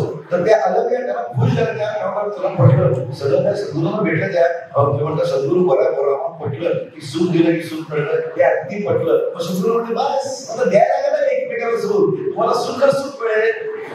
पटलं म्हणजे पण एक प्रॉब्लेम आहे. आता काय प्रॉब्लेम आहे? सून दिलं की सून मिळणार नाही, तुम्ही सून करायला सून द्यायला तिकडे एक प्रॉब्लेम काय पहिल्यांदा पुढे देईल. सद्गुरूचे उत्तर दिल्या पटकीने, ज्याला पहिल्यांदा सुख हवं असेल त्याने सुख घ्यायचं. हा निर्माण करावा लागतो. आपण बोलतोय निर्माण घरात वृद्धाने कसं वागायचं हे सद्गुरूंनी सांगितलं. सद्गुरू सांगतात. पण आता बघा आपल्या घरात वृद्ध असतो, आपण तुम्ही कॅटेगरी दिलोय. एक लक्षात ठेवा, तुमची खुर्ची गेली की गेलं. म्हणजे साधी साधी गोष्ट होतो, घरात आंघोळीचा शेवटचा नंबर. बरोबर अधिकार पहिल्याला मी तुम्हाला काय काम आहे थांबा आम्हाला जायचं बरोबर ऍक्सेप्ट इट. म्हणून वृद्धांनी सद्गुरूंनी फार छान सांगितलं, घरात पाहुण्यासारखं राहा. पाहुण्यासारखं म्हणजे काय? मला सांगा, तुम्हाला 12 वाजता जेवायची एक सवय आहे, ओके, आणि तुम्ही दुसऱ्याकडे पाहुण्या म्हणून घ्या तर 1 वाजता तुम्ही काय त्याला म्हणता काय आम्हाला 5 वाजता जेवायची सवय आहे, अजून किती वेळ नाही ना? तसं घरात वागा, तुम्हाला रिस्पेक्ट राहील. साधी गोष्ट आहे. सुनेला काय म्हणून आमची काय मीठ कमी पडतं. मग काही आजोबा इतके विचित्र असतात ना विचित्र. सुनेला लगेच काय तुझ्या बाहेर गेली किती मीठ घालायचं तेवढं शिकवलं नाही काय मीठ घेऊन ये मोठ्याने काय घेऊन ये. ती सून येते लगेच मीठ घेऊन येते, पण मनात काय म्हणते खेळलं मिळेल तर बरं म्हणणार नाही. पण ते एखादा आपण हुशार असतो, काय म्हणतो आता सून आमटी करावी तर तूच जरा मीठ घेऊन ये, मजा येऊन जाईल. आणि पळत येते आता येते ना मामांजी म्हणजे मीठ पण देते आणि श्रीखंड देते. आता मामांजी व्हायचं ना त्या खेरडा व्हायचं. बरं तरुणांनी कसं व्हायचं तेही सांगतो आम्ही. सद्गुरू सांगतात तरुणा कसं, आता तरुण असतात हल्ली का आयटी हा बिझी असतात, पण 12 ओके. अरे तुमच्या घरात वृद्ध आजी असतात, आजोबा असतात, मग एवढा वेळ नसतो. आजीच्या खोलीत जा, आजीचा हात हातात घ्या, स्पर्शात खूप गंमत असते. जे तुम्ही बोलून व्यक्त करू शकता शब्दात स्पर्शात किती बरं वाटतं. आजीला बरं वाटतं ना, तिला विचारा आणि गोळी चालू असतेच की झोप लागली का, जेवलीस का, गोळी घेतलीस का, काय पैसे पडतात त्याला नाही पडत, वेळ खर्च जात नाही. तो माहित आहे असं विचारलं का माऊलीचा दिवस मस्त जातो की नाही. आनंद निर्माण करायचा ना तुम्ही. किंवा आजोबा असतात काही वेळा काय आम्हाला असं काही माहित नसते नवीन काय काय तुमचं आयफोन किंवा काय माहित नसते. मला तरुण लोक तरुणांनी विचारायचं तुमचा आपल्या आजोबाला, आजोबा मी आयफोन घेऊ का काय सॅमसंग घेऊ का आणि काय घेऊ. आता आजोबा म्हणत काय माहित नसते. आजोबा गंभीर विचार करतात कळल्यासारखं. असं कर थोडं योग्य वाटेल तो घे, त्याला काय कळत नसते. पण तुम्ही छान कृती केली ते त्याचा इगो सांभाळता तुम्ही. मग हे आजोबा संध्याकाळी आपल्या समवयस्क मानकार बसतात ना, त्यावेळी छाती पुढे करून सांगतात माझ्या घरात जाणारी प्रत्येक वस्तू मला विचाराशी घेतली जात नाही. गेला ना आनंद. असा आनंद निर्माण करायचा असतो, आपोआप होत नाही. आता आणखी एक करताना आध्यात्मिक गोष्ट सांगू लागला. आता आनंद होतो ना, आनंद खरं सांगतो अध्यात्म सद्गुरूंनी कसं मस्त सांगितलंय. अध्यात्म लोक घाबरतात ना, तरुण पिढी घाबरते विशेषतः. काही घाबरायचं कारण नाही. आता तुम्हाला आनंद सच्चिदानंद आहे तो आता म्हणून सांगतो ना. आपण किती राबवले आहेत ना, कुठे शोधीशी रामेश्वर, कुठे शोधीशी काय नाही हृदयात. म्हणजे हा आनंद आहे सगळ्या संतांनी सांगितलं. पण तरुणांचा विश्वास बसतोय कशावर आत आहे. आगे वेळ प्रूफ आनंद आत आहे, मी प्रूफ करून दाखवणार तुम्हाला. चालेल ना, सिद्ध करून दाखवणार. विशेषतः महिला इथं भरपूर आहेत, त्यानंतर लगेच पटेल. एक लक्षात ठेवा, आपल्याला सदून काय झालं, आनंद वाटेल, आनंद बरोबर आहे. आनंद तुमच्याकडे पाहिजे ना आधी, तरच वाटणार तुम्ही. मग आहे आनंद आपल्याकडे, सिद्ध करू नको. लहान बाळ असतं, किती 7-8 महिन्याचं बाळ, बरोबर. पण माहितीये, पुरुषांना माहित नाही पण बायकांना नक्की माहितीये, ते दिवसात 250 ते 350 वेळा हसतं की नाही? हसतं ना, त्याला काही कोण जोक सांगतोय? मग का हसतं ते? कारण असं आहे, ते law of cause and effect. परिणाम माहिती ते कारण असलंच पाहिजे. परिणाम काय ते हसतं, बरोबर आहे. कारण काय, आनंद आतमध्ये आहे, तो स्फुरत रूप आहे, फाउंटन ऑफ जॉय. त्याचं प्रक्षेपण तो हास्य करतो, तो एन्जॉय अनुभूती घेत असतो त्या आनंदाची, म्हणून तो हसतो. कारण आहे ना, कारण पाहिजे, परिणाम आहे ते कारण असतोच पाहिजे. का असतो? आता मला सांगा, तुम्हाला उद्या 10 लाखाची लॉटरी लागली, तर तुम्ही काय 10 लाखाची लॉटरी लागली असं म्हणणार काय? अरे म्हणतात की नाही, same thing that child enjoy the Joy within. आज जो आनंद आहे ना, त्याची अनुभूती घेत असतो तो. आनंदाची अनुभूती घ्यायला लागते बघा. म्हणजे आनंदात दुसरं सांगतो, आता किती ऍव्हरेज 50 आहे का? अजून तुम्हाला मोहम्मद रफी वगैरे माहितीच आहे नाहीतर मी अरिजित बोलतो. तुला अरिजित सांगतो, अरिजित पण फेमस आहे. आता आम्हाला एवढा अरिजित सिंग आवडत नाही, मला आवडत नाही, पण तो गाणं म्हणाला की आम्हाला सारखं वाटतंय त्याला कॉन्स्टिट्यूशन झालं काय म्हणून. आमचे मोहम्मद रफी किशोरामध्ये होते. आता बघा, मग गाण्यात आनंद असं वाटतं की तुम्हाला, किंवा जोक मध्ये आनंद असं वाटतं की नाही? बघा, तुम्ही सांगतोय गाण्यात. आता समजा तुम्हाला एक बक्षीस लागलं आणि तुम्हाला बक्षीस काय म्हणलं की अरिजित सिंग त्याचा ऑर्केस्ट्रा घेऊन तुमच्या घरासमोर येणार. कल्पना करायला काय हरकत आहे? कल्पनेचं मस्त वाटतं. कल्पना अख्खा ऑर्केस्ट्रा अरिजित सिंग आला समोर बसला बघा, आणि तुम्हाला समोर तरी विचारलं, हा कोणता गाणं पसंत आहे, बोलू कुठलं गाणं पसंत आहे? मग तुम्ही सांगितलं, कळत, आणि तुम्हाला सांगतो त्याने गाणं गायलं. आनंद झाला की नक्की नाही? कसं झाला? होतोच आनंद, परतच आनंद झाला. ओके, मग पुढं काय केलं? त्या आधी गाणं मला आवडलंय, पुन्हा तेच गाणं म्हणलं त्यांनी, पुन्हा तेच गाणं म्हणलं. आनंद झाला थोडा कमी झाला, थोडा कमी. आता अरिजित सिंग 5 वेळा तेच गाणं म्हणायला लागलं, काय करणार तुम्ही? नमस्कार, तुझे नाव आहे. म्हणजे अरिजित सिंगने पहिल्यांदा गाणं म्हणलं, त्यावेळी तुमचा आतला आनंद जागृत झाला, त्याची अनुभूती घेतली. 5 वेळा म्हणण्याचा तो जागृत झाला नाही, कळलं? ते गाण्यात आनंद नाही हे लक्षात ठेवा, हे फार महत्वाचं. ओके, आणखी एक तुम्हाला गंमतशीर सांगतो, सांगावं. आपण वर्तमान काळात जगत नाही, कळलं? आता लहान मुलं असतात ना, लहान मुलं की खरी वर्तमान काळात जगतात. आपण गंमत म्हणतात, past gives you tears and future gives you fear. प्रेझेंटला काय म्हणतो? गिफ्ट म्हणतो ना, प्रेझेंटला गिफ्ट. आपण गिफ्ट घेतच नाही. एक तर भूतकाळचं चुकीचं चिंतन आणि भविष्याची अनाठाई चिंता, बरोबर आहे. चिंतन चुकीचं का? समजा एखाद्या मित्राने तुम्हाला 4 वेळा मदत केली आहे, ते एकदा नाही केली मदत, तुम्ही ते नाही केली लक्षात ठेवता, केली लक्षात ठेवत नाही, बरोबर आहे. त्यामुळे पास्ट गिव्स यू टीयर्स आणि फ्युचर गिव्स यू फिअर. म्हणजे काय माहितीये? False estimate of actual reality fear. They will not live as expected, लक्षात ठेवा. पण प्रेझेंटेशन राहत नाही मी. आता तुम्हाला प्रेझेंटेशनची गंमत सांगतो. खरी म्हणजे बघा, 3-4 वर्षाचं मुलं असतं ना, आणि मस्त खेळत असतो, त्यांना उड्या पडतात, काही चिंता आहे, त्याला पास्ट नाहीच आहे आणि फ्युचरची चिंता नाहीये. तो वर्तमान काळात जगतो. तुमच्या लक्षात असं मोठे वेळे आपल्याला जगता आलं पाहिजे.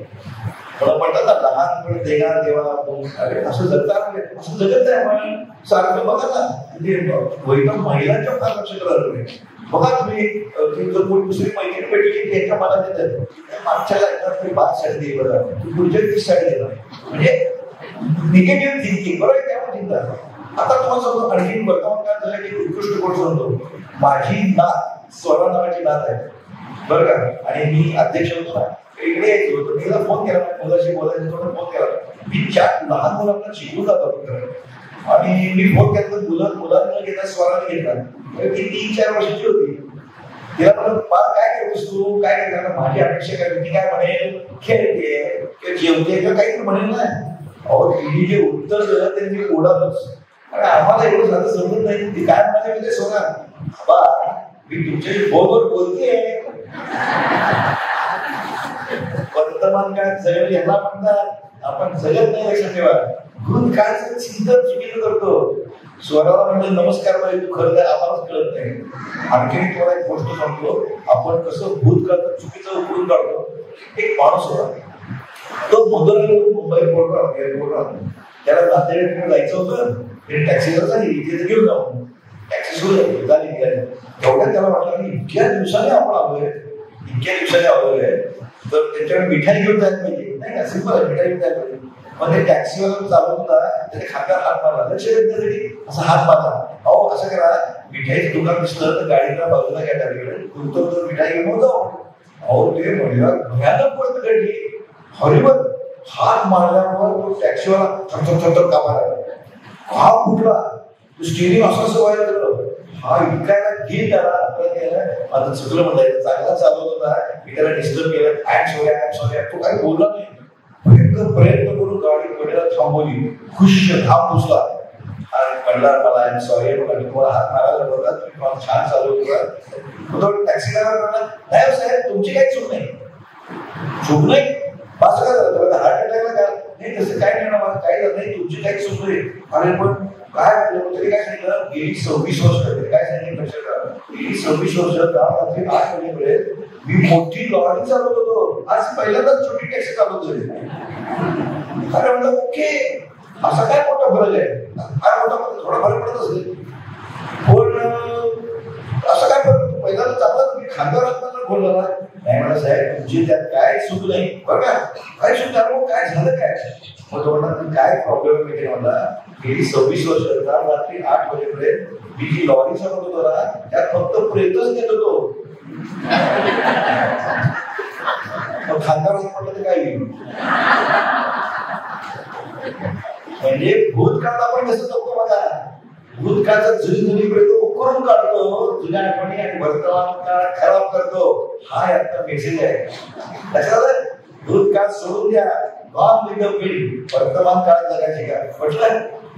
हे जीवन निर्देश होते. काय सांगता सगळं म्हणून सगळ्यांनी जीवन निर्देश कला त्या सगळ्या अवेलेबल आहेत. तुम्ही सगळ्याच्या सगळ्या ऐका, पारायण करा, तुम्हाला जीवन कसं जगायचं कळेल आणि अध्यात्म जाता जाता कळून जाईल.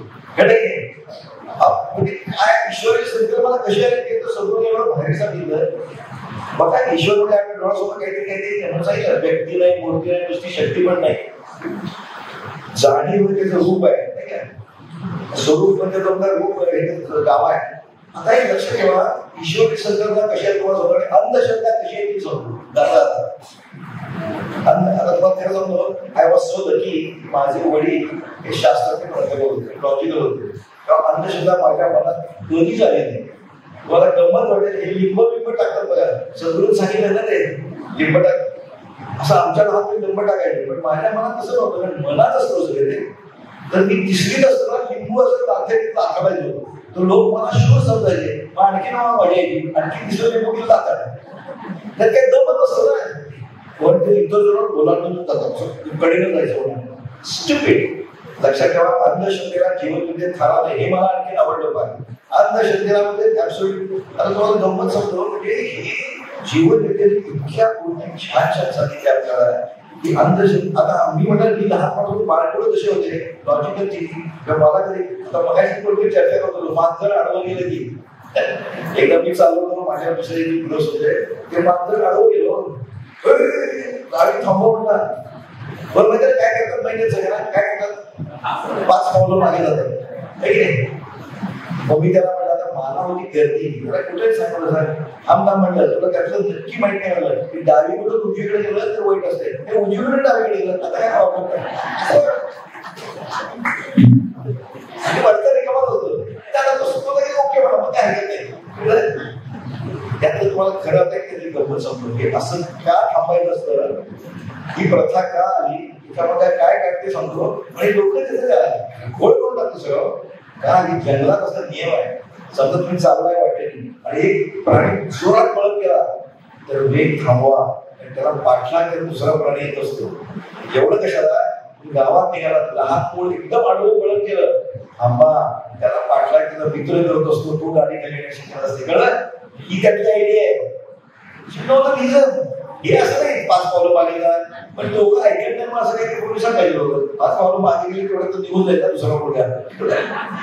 कशाला आता अंधश्रद्धा आपल्याकडे किती आहे. ईश्वर संकल्पना कशी आली मला काय सद्गुरू सांगतात, तुम्ही जर वाचायला पाहिजे पुस्तक वाचा.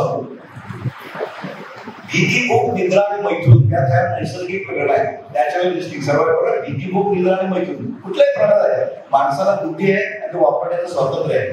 काही प्रकारचा बुद्धी आहे पण कमी आहे. माणसाला प्रकारची बुद्धी आहे बरोबर. आता ज्यावेळी माणूस गुहेत राहत होता, अश्मयुगात गुहेत राहत होता, त्यावेळी काय व्हायचं, ढगाचा गडगडाट व्हायचा, धरतीकंप व्हायचा. बघा आज आपण सुद्धा काय वेळा काय करतो, अरे बापरे असं करतो ना, वर किती रिफ्लेक्स करावा आपला.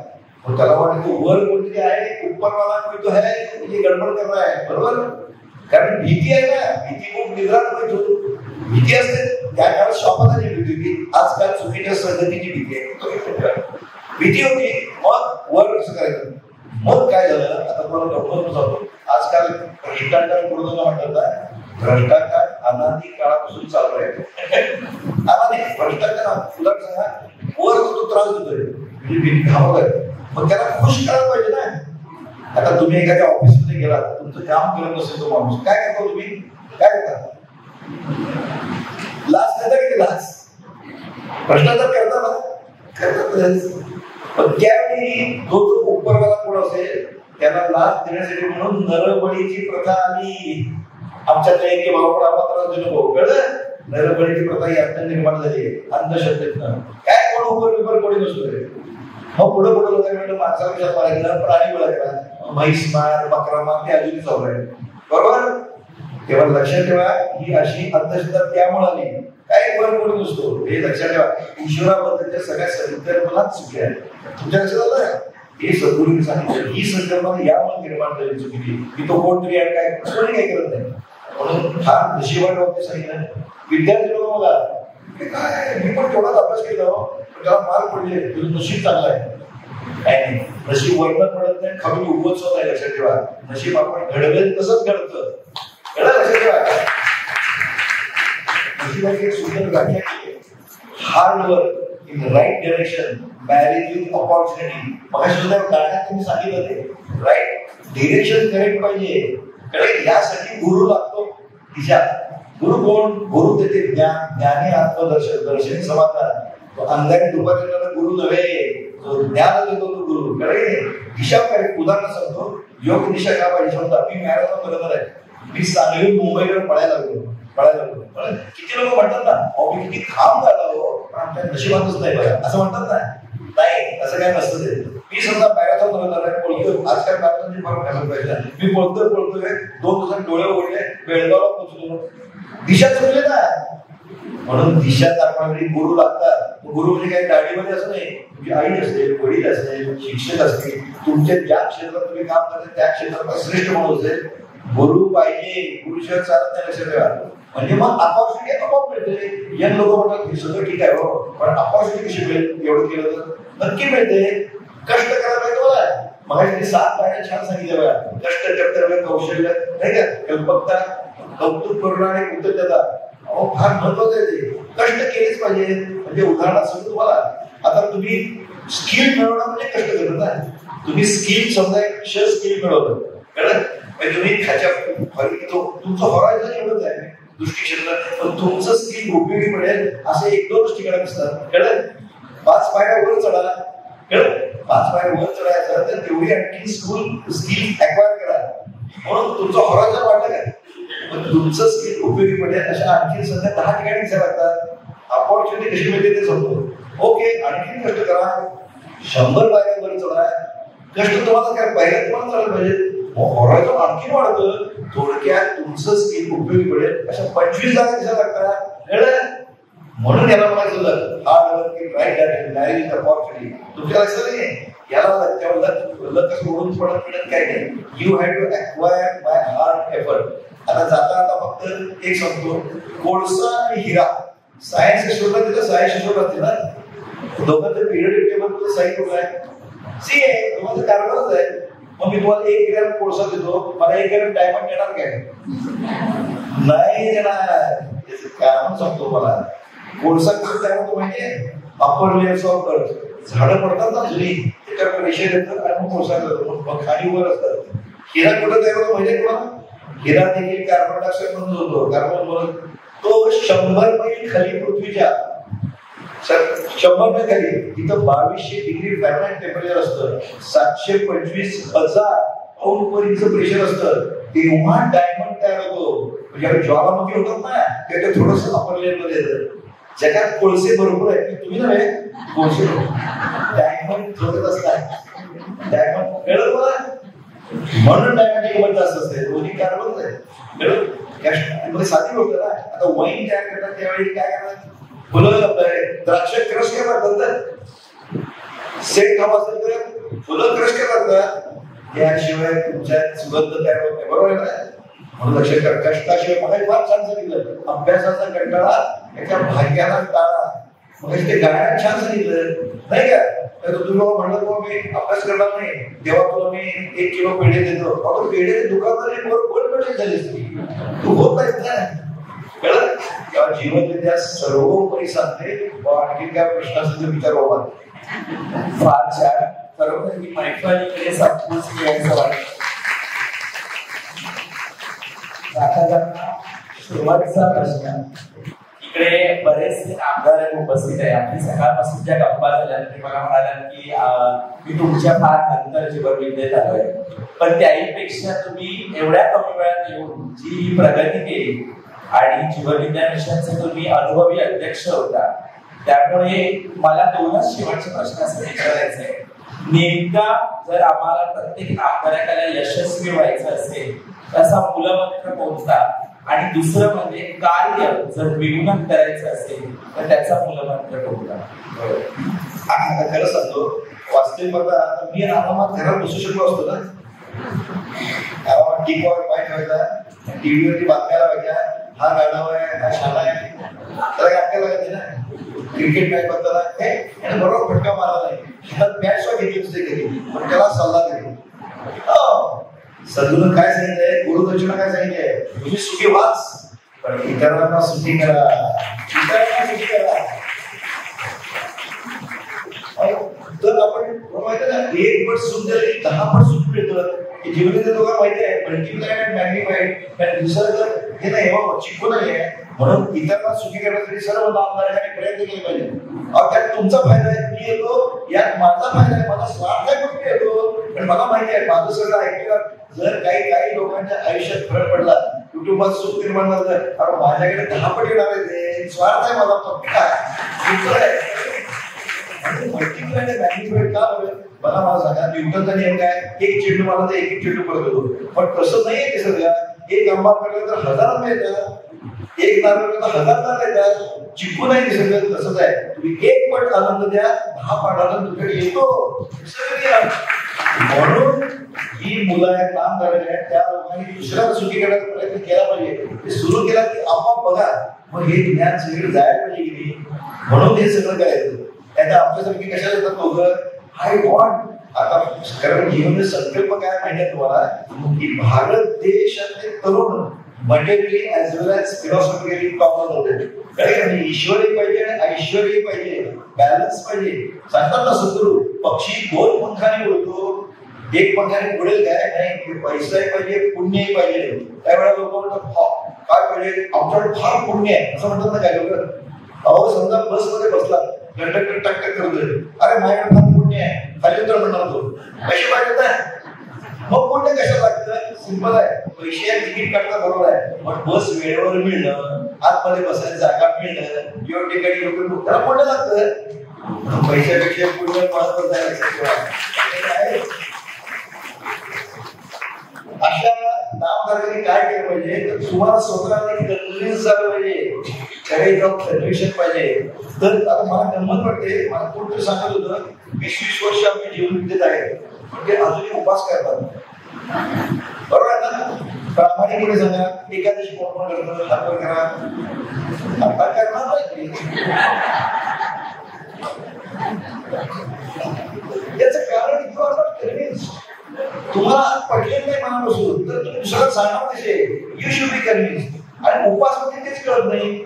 उपास म्हणजे लग्न ते प्रकृतीसाठी करायचं असतं, देवासाठी तपास करायचा असतो. कळलं का? तो शब्द उपवास आहे. उपवास उपवास म्हणजे उप म्हणजे जवळ, वास म्हणजे वास्तव्य. म्हणजे सतत ईश्वराचं स्मरण असणं याला उपवास म्हणतात. आता आपल्याकडे कसला असतो, आता आज रविवार आहे, उद्या सोमवार जर कोणाला उपवास असेल ना त्याला आत्ताच भूक लागायला लागते. उद्या सोमवार सकाळी उठल्यावर भांडे आपटतात, पोरांच्या पाठी धपाटे होतात. स्मरण सध्या काय खिचडीचं ईश्वराचं स्मरण आहे. तुमच्या लक्षात येतं, तुम्ही जीवन देत लोकांनी कन्व्हिक्शन पाहिजे तरच तुम्ही दुसऱ्या सांगू शकणार. I am convince so I can tell. बरोबर आहे की नाही? स्वतः कन्व्हिन्स व्हा. जीवनात पहिल्यांदा स्वतः कन्व्हिन्स झालं पाहिजे. पण मी बघितलंय किती लोक अजूनही नाही असं वगैरे कशाला रिस्क घ्या, मला कोण कशाला रिस्क घ्या. अरे गावा रिस्क कसली आहे गाडा कोण आहे हे पटायला पाहिजे. जीवन देत लोकांना तरी matter of fact be logical तर शुद्ध पाहिजे की नाही. असं आणखी तुम्हाला प्रश्न असेल तर मला विचारा. मला डॉक्टरांनी आज सकाळी सांगितलं की मला आवडेल की ऑडियन्स मध्ये देखील कोणाला जर प्रश्न विचारायचा असेल नामधारा करा, कोणालाही किंवा इथे कोणी नवीन आले असतील तर आपण शेवटची 5-10 मिनिटं ही तुमच्या प्रश्नांसाठी ठेवलेली आहे. तर जर कोणाला विचारायचं असेल अगदी निसंकोचपणे हा माईक तुमच्यापर्यंत हवा तर तिथून तुम्ही प्रश्न विचारू शकता. ते प्रश्न विचारतील तोपर्यंत इकडे एक पुस्तक मला आज स्टॉलवर बघितलं. डॉक्टर साहेब, दृष्टिशेड जीवनविद्या दृष्टी सांगते आणि ह्याच्यामध्ये तुमचा मी असं ऐकलं की याच्या ज्वलंत अनुभव आहे. याच्याबद्दल जरा थोडक्यात सांगाल? हे सांगतो काय, हे दृष्टिक्षेप पुस्तक म्हणजे खरं म्हणजे माझ्या जीवनाविषयी लिहिलेलं आहे. आता याचं कारण समजून तुम्ही म्हणतात मी जीवनविद्येत आलो कारण मला काही प्रॉब्लेम होता म्हणून नव्हे, पण जीवनविद्येत सद्गुरूंनी अमृत तुषार सांगितलं ना ते सगळं मी अनुभवलं. ते ऍक्च्युली आज मी भाषण केलं आहे प्रत्यक्ष सद्गुरूंच्या उपस्थितीत. सद्गुरूंनी नाही बसतात तेव्हा मी सांगितलं की जीवनविद्येत कारण तुम्ही जे सांगितलं ते मी जगलोय कसा. मग माझे मी अनुभव घेऊन काढले. I felt it to be useful. कारण मी जेव्हा सुरू केली प्रॅक्टिस तेव्हा मला सायकल होती वडिलांच्या सेकंड हँड, माझ्या काही नव्हतं नक्की. पण प्रामाणिकपणे सचोटीनं प्रचंड कष्ट करून मी मिळवलं. सारी लिवला घ्यायला मला लोन देत नव्हती बँक.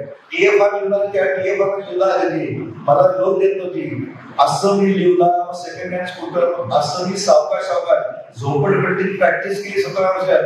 पण सचोटी सोडली नाही, कट प्रॅक्टिस केली नाही. आणि गेली होती वन एक्झाम्पल. मला अभिमान होतो काय संस्कार. माझे वडील शेवटपर्यंत सायकलने गेले कॉलेजला, कधी शिकवण्याकडे पैसे मिळवले नाही. हे आमच्यावर संस्कार होते त्याचे. लक्षात घ्या. तर एक डॉक्टर आला, कौलापूरला छोटं गाव आहे आमच्या. माझी प्रॅक्टिस सुरू केली 8 तास बसून 2 किंवा 3 पेशंट येणार 8 तासात. तर तो ओळीतून 1-2-3 दिवस पेशंट मिळाला. मला काय आनंद झाला असेल. माझी फी किती होती माहिती आहे? 10 रुपये. आत्ताच्या लोकांना विश्वास पडणार नाही. 80 ते 10 रुपये फी होती. 4थ्या वेळी पेशंट मिळाला गेला आणि पेशंटला तो एकटा डॉक्टर आला परत. डॉक्टर म्हणलं वा वा तुम्ही खरोखर रोज पेशंट असते, खूप थँक्यू. त्यावेळी 10 रुपये म्हणजे भेटतील. पण तो काय म्हणला माहिती आहे का, बघा गट प्रॅक्टिस कशी चालू होते ते. तो म्हणला साहेब तुमची फी किती? माझ्याकडे काही रिसेप्शन काहीच नव्हतं, मी रिसेप्शन मीच सगळं. मला 10 रुपये घे. मग एक काम करा म्हणजे चिठ्ठी देऊन पाठवतो, 15 रुपये फी सांगा, मी त्याला सांगून पडतो. तुम्हाला 15 रुपये ती 5 रुपये मला द्या, 10 रुपये तुम्हाला. मस्त आहे की नाही? माझी रिएक्शन काय असेल याला म्हणतात संस्कार. असा खवळलो मी म्हणाला ठिकाणी समजतच नाही म्हणतात. या शब्दात बोलून त्याला घाम म्हटला घाम. त्याला असं अपेक्षित नव्हतं. स्वभाव विषय असा मी प्रॅक्टिस केली आहे. त्यामुळंच मला माझं स्वतःचं घर बांधायला आत्ता जे माझं घर आहे की ज्याचं उद्घाटन सद्गुरू वापरला 25 वर्षात झालं माझं घर. 25 वर्षात झालं. लक्षात ठेवा. त्याचं उद्घाटन तर आता फारच प्रसन्न आहे. तो सांगत बसत नाही, खूप वेळ जाईल. सद्गुरूंचे माझी व्हायब्रेशन काय झाली त्यांना मी आदल्या दिवशीपर्यंत पाहिलं पण नव्हतं. विवेक सगळ्यांना पाहिलंच नव्हतं. ते माझ्या उद्घाटनाला आले, त्यांच्या निमंत्रण पत्रिकेवर त्यांचं नाव नव्हतं. माझ्या आई वडील तरी ते आले. म्हणून स्पंदन जोडतात. त्यावेळी त्यांना मी वचन दिलं होतं, मी ज्यावेळी माझा हे दिवस सांगायला गेलो, वाचा सिद्धी, सद्गुरूंची वाचा सिद्धी काय तुम्हाला सांगतो. सद्गुरू आले, मला सगळे होते, गांधी मोदी होते, प्रल्हाद यंग होते त्यावेळी, तेव्हा त्याचे फोटो आपले व्हिडिओ दिसले तुम्हाला. मी कोणाला ओळखत नव्हतं, I have never seen anybody.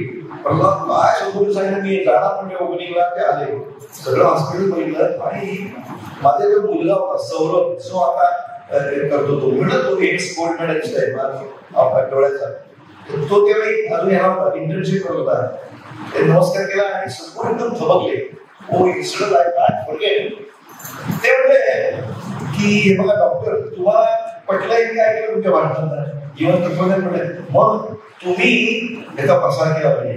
कारण क्लासेस टू मासेस लवकर जाईल, मासेस टू कसा जरा वेळ लागतो, हे वाक्य ते नाही. आता मी कसा होतो त्यावेळी मला काय एवढं अटॅचमेंट काय नव्हती ना, वेळ लागला मला शक्य नाही म्हणलं, मला नागपुरचा वेळ ठेवले. मी रात्री 12 पर्यंत काम करत होतो, सकाळी 6 ते 7 पोहायचो, 7 ते 2 ऑपरेशन, 2 ते रात्री 12 असं मी केलं. 36 वर्ष मी संध्याकाळ बघितलेलं नाही, रविवार सोडून मला शक्य नाही म्हणलं.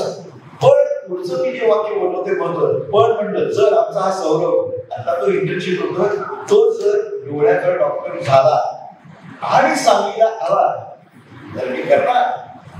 एका क्षणात समोर म्हणले तो ये ना. हे मी तुम्हाला का सांगतो, वाटा सिद्धी त्याचं कारण होतो. आमचा सौरभ भयंकर हुशार आहे. तो एसएससीला बोर्डला दुसरा आला होता, केईएमला मेडिकलला होता, तो महाराष्ट्रात पहिला आला होता.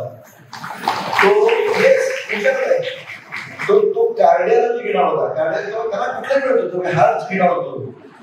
बघा वाचा सिद्धी काय असते. तो सगळ्या एंट्रन्स एक्झाम त्यांनी दिल्या ना, त्याला काय सगळं मिळणार होतं. एक दिवशी रात्री 12 वाजता आमच्या बेडरूमवर थांब सौरभची, आबा आबा मला आबा म्हणतात, आबा आबा. मी घाबरलो रात्री, काय झालं रे. अहो म्हणला मला एम्सला ऑप्थॅल्मॉलॉजिस्ट मिळालंय. त्याच्या पुढची गोष्ट होतो, जो तर एम्सला गोल्ड मेडल घेतलं त्यांनी, पुढं त्यांनी रेटिना केलं, फार भारी गोष्ट. त्याची बायको तिकडे बरं का लव मॅरेज येतो, ती हरियाणी एमशीच आहे हरियाणी. आता मला सांगा तिला मराठी ऐकून सुद्धा माहिती नाही, महाराष्ट्र सुद्धा तिने पाहिला नसेल. मग तरी तो सांगलेलं शक्य होतं. अमेझिंग. म्हणून वाचा सिद्धी का म्हणतो, खरं सांगतोय गुरु लोकांच्याकडे वाचा सिद्धी असते, लक्षात ठेवा. का म्हणतो, ती आमची निधी, तिचं नाव निधी आहे, आणि त्याचं लग्न आम्ही काय करत केलं, आपल्याला लग्न लावून केलं, सगळं झालं. तर तुम्हाला सांगतो सौरभचे बॉस होते राजवर्धन आझाद आहेत त्या जातो सेंटरला. तर ते सौरभ खुश होते. पण operative skill very quick surgeon, best surgeon. तर ते खासदारांची व्हीआयपी लोकांची ऑपरेशन सौरभ पण खूप घ्यायची आणि स्वतःचं नाव सांगायचे. भाव मिळायचा ना सर्जरी टॉप. एक सौरभ तुम्हाला कन्सल्टंटची पोस्ट देतो बघा, एम्सला कन्सल्टंटची पोस्ट देतो, अजून 1 वर्षभर तू रिटायर्ड रेसिडेन्सी कर. सौरभने काय सांगावं, नाही हे आबादकडे सांगलीला जाणार आहे. मला सगळे शब्द आठवले. मग म्हटलं आता माझी वेळ आली मला शब्द दाखवून करायची. सौरभ हा साली आला, 12 सालापर्यंत मी 2012 पर्यंत सद्गुरू 12 साली गेले, तोपर्यंत मी ऑब्झर्व्ह होतो त्याला, तोपर्यंत मी बॉस होतो. I saw he is a very efficient man. त्यानंतर मी जीवनविद्याचं काम करायला लागलो. मग आम्हाला दादाने मला अध्यक्ष करून टाकलं वगैरे वगैरे. मला काय सांगायचंय, वाचा सिद्धी असते मोठ्या लोकांकडे लक्ष ठेवा, पण तुम्हाला ते कॅच करता आलं पाहिजे. ते म्हणून सद्गुरूविषयी मला काय सांग, मी इतका आता किती मी फिरतोय, म्हणजे फिरतोय की तुमच्या समोर येतोय, नाही तर मला संध्याकाळी दिसायची नाही. आता मी बिलकुल फिरत नाही, सगळं जीवनविद्या असं केलं पाहिजे. उत्तम होती. पहिल्यांदा सांगतो तुम्ही स्टेबल व्हा आणि मगच समाज कार्य करा. तोपर्यंत करू नका. मी स्वतः करता मी काही करत नव्हतो. जेव्हा मी आता पूर्ण जीवन जातो, वाटते तिथं जातो, बोललं की लगेच यश म्हणतो. मला जीवनविद्या आणि आपला भारत देश आणि तरुण विषय, मी तरुणांकडे जास्त लक्ष देतो आजकाल. बाकी प्रवचन सद्गुरू काय म्हणायचं वाक्य आहे, गलबटलेल्या पाठ्या कशात पुसत बसताय, राईट ऑन क्लीन स्लेट. आता मी अनेक कॉलेजमध्ये जातो, हे जीवनविद्या पुस्तक त्यामुळे निर्माण करते. प्रामाणिकपणे काम करून सुद्धा तुम्ही खूप मोठे होऊ शकता. याचं एक जिवंत एक उदाहरण आहे, मी अभिमानाने सांगतो. घरी नव्हती ती, तुझं जीवन एवढं वेळ गेलंय तर तू लिही ना लोकांना प्रेरणा करण्यासाठी. ठीक आहे आपलं मी लिहिलं वगैरे आणि ती पीडीएफ काही दादाला पाठवली प्रल्हाद तरी वाचला आणि अभिप्राय एवढा भारी दिला तो अभिप्राय आहे, शेवटच्या माझा अभिप्राय आहे. आणि पुढं काय ठरलं, गवंडी डॉक्टर गवंडी, बापू गवंडी, त्याचं पुस्तक सद्गुरू असताना छापलं, लोकांना प्रेरणा मिळावी म्हणून. लोक म्हणजे त्यांना मी काळा कोरा पाहिजे, हा जीवन काय आहे समोर उभा. म्हणून दादा काय म्हणजे अहो जीवनविद्या फाउंडेशन छापलंय तुमचं पुस्तक, जीवनविद्या फाउंडेशन पुस्तक छापलंय, छापलंय. मी काय म्हणतो फुकट नाही, 250 रुपये किंमत ठेवा. फायदा काय, 250 रुपये 1000 पुस्तकाचे 2.5 लाख मिळाले जीवनविद्येला. 1000 कॉपीज संपल्यावर काय पुढच्या 1000 कॉपी झाले. तर त्यामुळे तरुणांना स्फूर्ती मिळेल याबद्दल मला शाश्वती आहे, वाचून बघा. कारण काय हे मी स्वतः प्रत्यक्ष अभिमान सांगतो ना, हेच काय आहे. तुम्हाला आश्चर्य वाटेल, मी 1990 सालापासून जी सर्जरी करतो ती लाईव्ह टीव्हीवर दाखवतो. ट्रान्सपरन्सी, कॉन्फिडन्स दाखवत नाही. आता दाखवतो 90 साल होतो. मला काय म्हणाले, यातून तरुणांनी प्रेरणा घ्यावी. आणि मी अभिमानात स्वतः सांगतो, एखादी बाहेर बोट दाखवायची हिंमत नाही. कळलं की हे सगळं असं जीवन तरुणांनी जगावं. वेळ लागतो, वेळ तर लागणार. मला सांगा, माझी युना सुद्धा घ्यायला मला त्रास होता. मग सेकंड हँड स्कूटर, मग सेकंड हँड लोकांना खाली की 15 पाहिजे, गाडी पाहिजे. नो वे. तुम्ही सगळे खूप हे वाचताना स्फूर्ती नक्की मिळेल. आणि जे पुस्तक लिहिलंय ना, ते कसं केलं होतं, अनुभव लिहिलं होतं. ते कादंबरीसारखं लिहिलं नाही. You will enjoy. प्रत्येक अनुभव खरा खरा फोटो सकट फोटो सकट त्याला ते घ्या जरूर. तुम्हाला विशेषतः तरुणांना घ्याशिवाय मोठ्या लोकांनी घ्या, तुमच्या घरातल्या तरुणांना घ्या. धन्यवाद डॉक्टर साहेब, खूप सुंदर. आणि खरोखर हा परिसंवाद संपू नये असे इकडे वाटतं, पण थांबायचं कुठे, वेळेची मर्यादा असल्यामुळे या ठिकाणी आपण विराम देत आहे. तत्पूर्वी आपण जोरदार काय